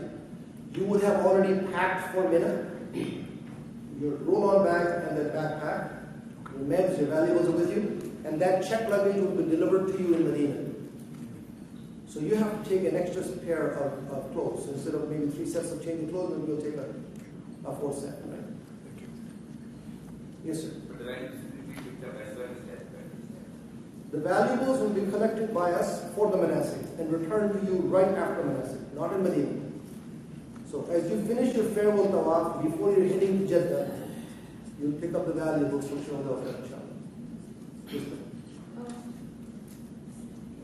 When you have to go from Muzdalifah to Mina, the distance is not too long. So can we just walk and reach the whole train, waiting for the train? I would not encourage you to walk. The question is when you go from Muzdalifah to Mina, the distance is not too long. Can you walk it? I mean, you really need to know where you're going. Number one. That's the first thing. And number 2 is it's fairly crowded still. Walking is fairly crowded. Number 3, we don't encourage it as such is because it's not an individual decision. You're going to have someone engage and go as a group. And where the fear comes in is that 2 years ago, the incident that happened, it didn't happen at the Jamrat itself. It happened in one of those access roads coming into the Jamrat. And we did have a group that decided to walk to Muzdalifah Fortunately for them, they were in the street parallel to him, not on that street. Follow me? Yeah. Because that incident, and I was in one of those incidents back in 1990, which is when it happened in the tunnel. It is not really a stampede. People call it a stampede. Stampede would be when you have a large amount of people going through a narrow opening. This is called a crushing. Okay. What it is, and this is researched by a person in the UK, is that you have such a density of crowd going in both directions that it can barely pass each other. And the flow continues. So the people are coming in, packing in from both sides, not realizing what's happening. And then the motion dynamics takes over. One push extra, and the wave goes this way. Another push extra, the wave goes this way. That's what went on at 7 o'clock in the morning. Right? So they were not just simply a stampede. They did open up one opening. I have a video of that. It's pretty horrific to watch. And the people came out. So the idea here is to avoid areas and streets that you don't know. We're there to guide you and help you to stick with the group. Yes, you have to be a little bit more at the train station, maybe a little bit more pushing and shoving, but better do that than to walk and be lost. Yes, I have two-part questions.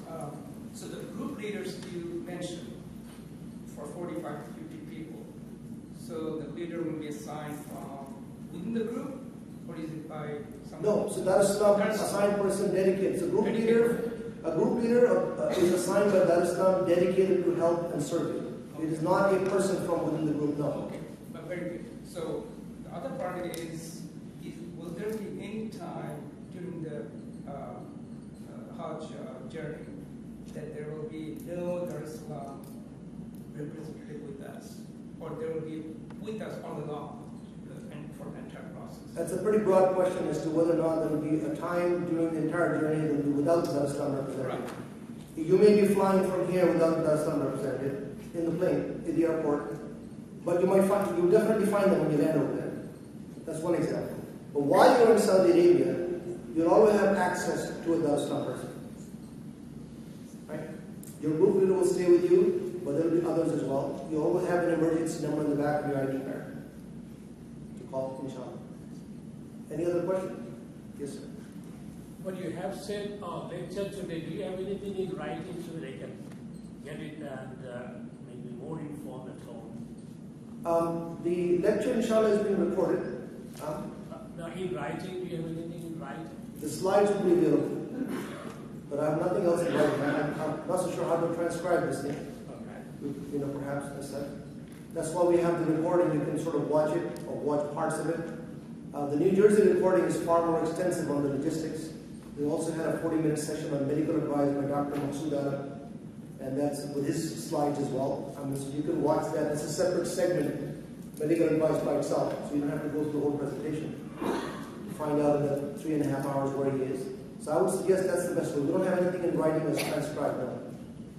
Yes, sir. You mentioned the e-book earlier. Will that be available to us before? Yes, it's being, the e-book is being worked on, right? The e-book has been worked on, and it's going to be made available to you, yes, inshallah. It'll be sent to you here. Yes, sir. The vaccination is good for how long? The vaccination of meningitis is generally good for 3 years. That's the question, how many good for 3 years? It must be taken at least 10 days prior to travel, or up to 3 years travel. 3 years it will be from the date of return, if you will. Yes, sir. Go ahead. About the phones, our normal phones that we use, do we leave it behind or do we take that along with the special one for the change of SIM? Your question is whether you take the normal phones with you or do you leave it behind and take the other one. Whatever phone you want to use, you take it with you. Some people will take their own phone as long as it's unlocked, just remove the chip. Others will say, no, this is important to me and I'll keep it the way it is. I'll buy another phone. It's really a personal choice. Most people carry a single phone. They don't carry two phones. So. What is your recommendation for foreign exchange? What is my recommendation for changing money? Don't change your money here. You will not get a favorable exchange rate. When you arrive in Medina or in Mecca, the sarraf, the money exchanger, they are very close to the hotels. The group leader will guide you how to get to the sarraf. If you have any emergency and you need the 50 riyals, 100 riyals, 500 riyals, Your group leaders, your program managers will be more than happy to loan you so that you don't have an emergency. So you don't need to worry about that. We've had people who've lost their money and we've given them the money so they can be at ease during Hajj, and we'll discuss all of that later when you come back home again. So don't worry about that. But the sarraf is over there and money should be exchanged over there, not here. You don't get a good rate here.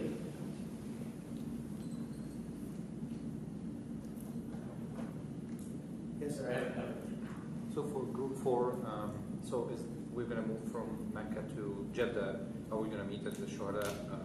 You leave Mina, group 4, as you end Hajj, you leave Mina and come to Shuhada. Leave your Mina belongings in Shuhada hotel. Go make your tawaf and wada. Come back, collect your valuables, get on the bus, go to your hotel in Jeddah, and the luggage that was picked up from Mecca on the 7th of Zulhijjah will be in Jeddah. You check it. Okay? Will you provide access to this do's and don'ts? Yes, it's already there. The access to this entire set of slides, actually this is a shorter version. The one that I did in New Jersey, the entire 160 slides are there, along with the entire recording of the logistics seminar is there. The do's and don'ts, items checklist, all on the forum.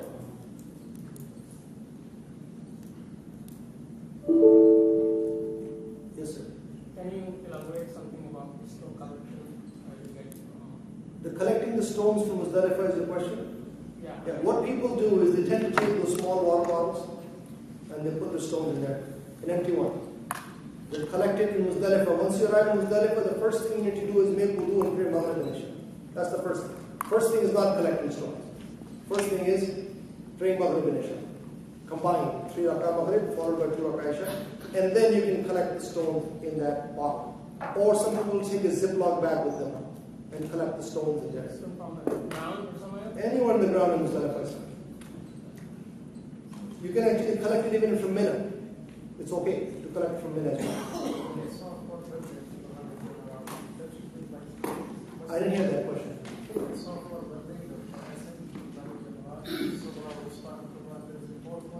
No, there's no fourth Ramesh Jamarat. That canopy, the fourth canopy, that's just a guard station there. But there's only 3. Yeah, so one of them is not a Jamarat. When you go there, you will see the walls. There's only 3 of them. Yeah. And after the Hajj, when you come back from the When you come back from Muzdalifah on the day of Eid, you only threw in the last one, Jamrat al-Kubra, only last one. So it's not the first, not the second. Not the first, not the second. And there are signs that says which Jamrat it is. The sign says in English, the sign says in Arabic, so you can tell which one it is. You're not going to mistake it for the number, if you want. Okay. Question? Hold on a second. Should we take extra sandals during the manasik? Will sleeping bag be provided by Islam? No, we will not be providing the sleeping bag. Taking extra sandals, you can buy sandals over there. Very easy to buy sandals. How many pairs of slippers? Again, it's up to you. How many pairs you want to take with you? People just take one. If you're really worried about it's going to break, buy another one. Slippers are available. Flip-flops are available over there. Should we carry a chair with us? And I'm going to assume that means a stool. You can buy them over there. It's lightweight. It's very easy to carry. You don't need to carry it from here. In program 3A, when we arrive, will Umrah be immediately or can we rest? There is no restriction saying you should not rest. You can rest, but that's something collectively will be decided by you and your group. And as far as the requirement is concerned, there's nothing stopping you from resting before you do your Umrah. But as to when you do it, it will be done by the group when you arrive. I get questions. During the we can use socks, any kind of socks? Please hold that question for the afternoon session, right? For the Imam to answer whether you can wear socks during Tawaf or not. You can wear shoes during Tawaf for the women, slippers. It's okay. The Prophet ﷺ actually performed Tawaf riding a camel. Do I need to take with me a pillow and sheet in Mina? No. We will provide you with a place with the pillow, with a blanket. All of them will be provided for each person. You don't need to take anything from here. As far as sin is concerned, all questions regarding sin, as I mentioned, please wait till the beginning of August, until we tell you what the solution is before you decide whether you want to take your own global plan or otherwise, inshallah. Thank you, Jazakallah khair, for turning the fan on. I can feel the heat. Thank you very much. Yes, sir. Question about program 2B. Can you talk a little bit about the logistics of going from Medina and program timings, please? Program 2B. By the way, anybody in Program 2, in the end, I'll be the operation manager of Program 2, all of it. Program 2 will actually depart from Medina on the 28th of August, 6th of Zulhijjah. What time? Still decided. I think it will be 11 o'clock. Last year was 2 o'clock. It will take about 8 hours or so to get there. Right? There will be stops on the way. You'll actually have your luggage picked up the night before. You will have your hand carry. You will be in the garment or the clothing of ihram. You will get on the bus on the 28th. The bus will stop in Abiyar Ali, which is just outside Medina. We'll go to the masjid, make the intention for Umrah, get back on the bus. The bus will stop at a checkpoint, then we'll stop at a rest stop, then we'll stop at another checkpoint, eventually get to the apartment hotel. It would be anywhere from 8 p.m. to 10 p.m. to 11 p.m. depending on when we depart and how much traffic is on the road. Once you get in the apartment hotel, you will check in, you will have something to eat, then your group leader will tell you, let's go to the haram. You'll get back on the bus, and you'll go to Shuhada Hotel, and then you'll go to the haram and make your umrah, come back to Shuhada Hotel, and back to the apartment. So that will be something like 2 a.m. I would say that if I don't start my umrah by 2 a.m., then I wait till after Fajr. Last year we started about 12:30, about 1 o'clock in the morning. It was all night. We didn't come back in the morning. And I can have that side discussion with you later on. Yes, sir.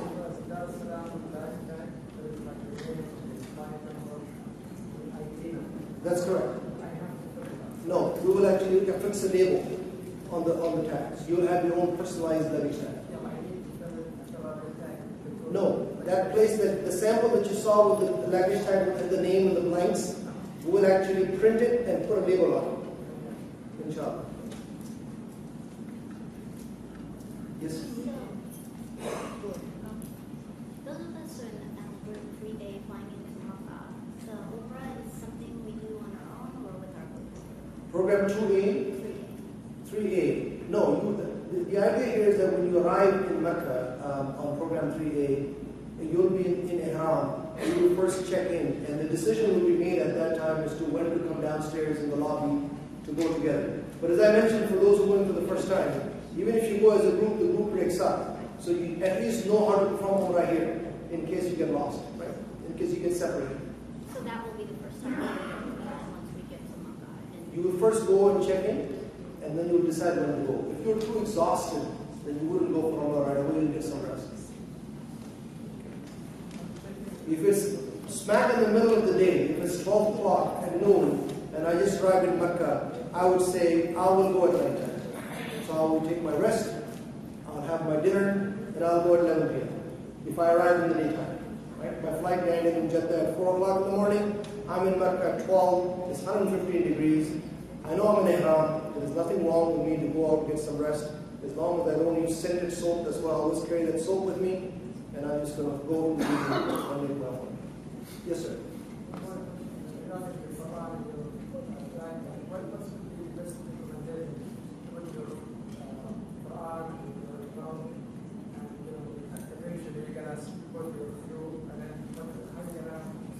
No, the backpack that you carry with you to Mina will have the Quran in it.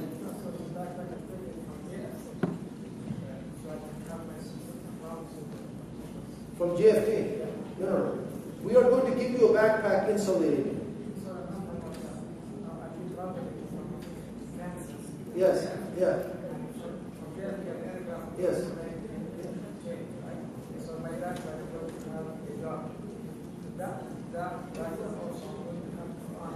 Yes. You can ask the Sheikh that question in the definite. Whether you can put the Quran in the same place or not. Mixed opinion on that. There are mixed opinions on that as to where you keep it. I'm going to end this thing because I know the question won't end, but I will take a bio break, and after that I'll be available to you guys, inshallah, even after the thought.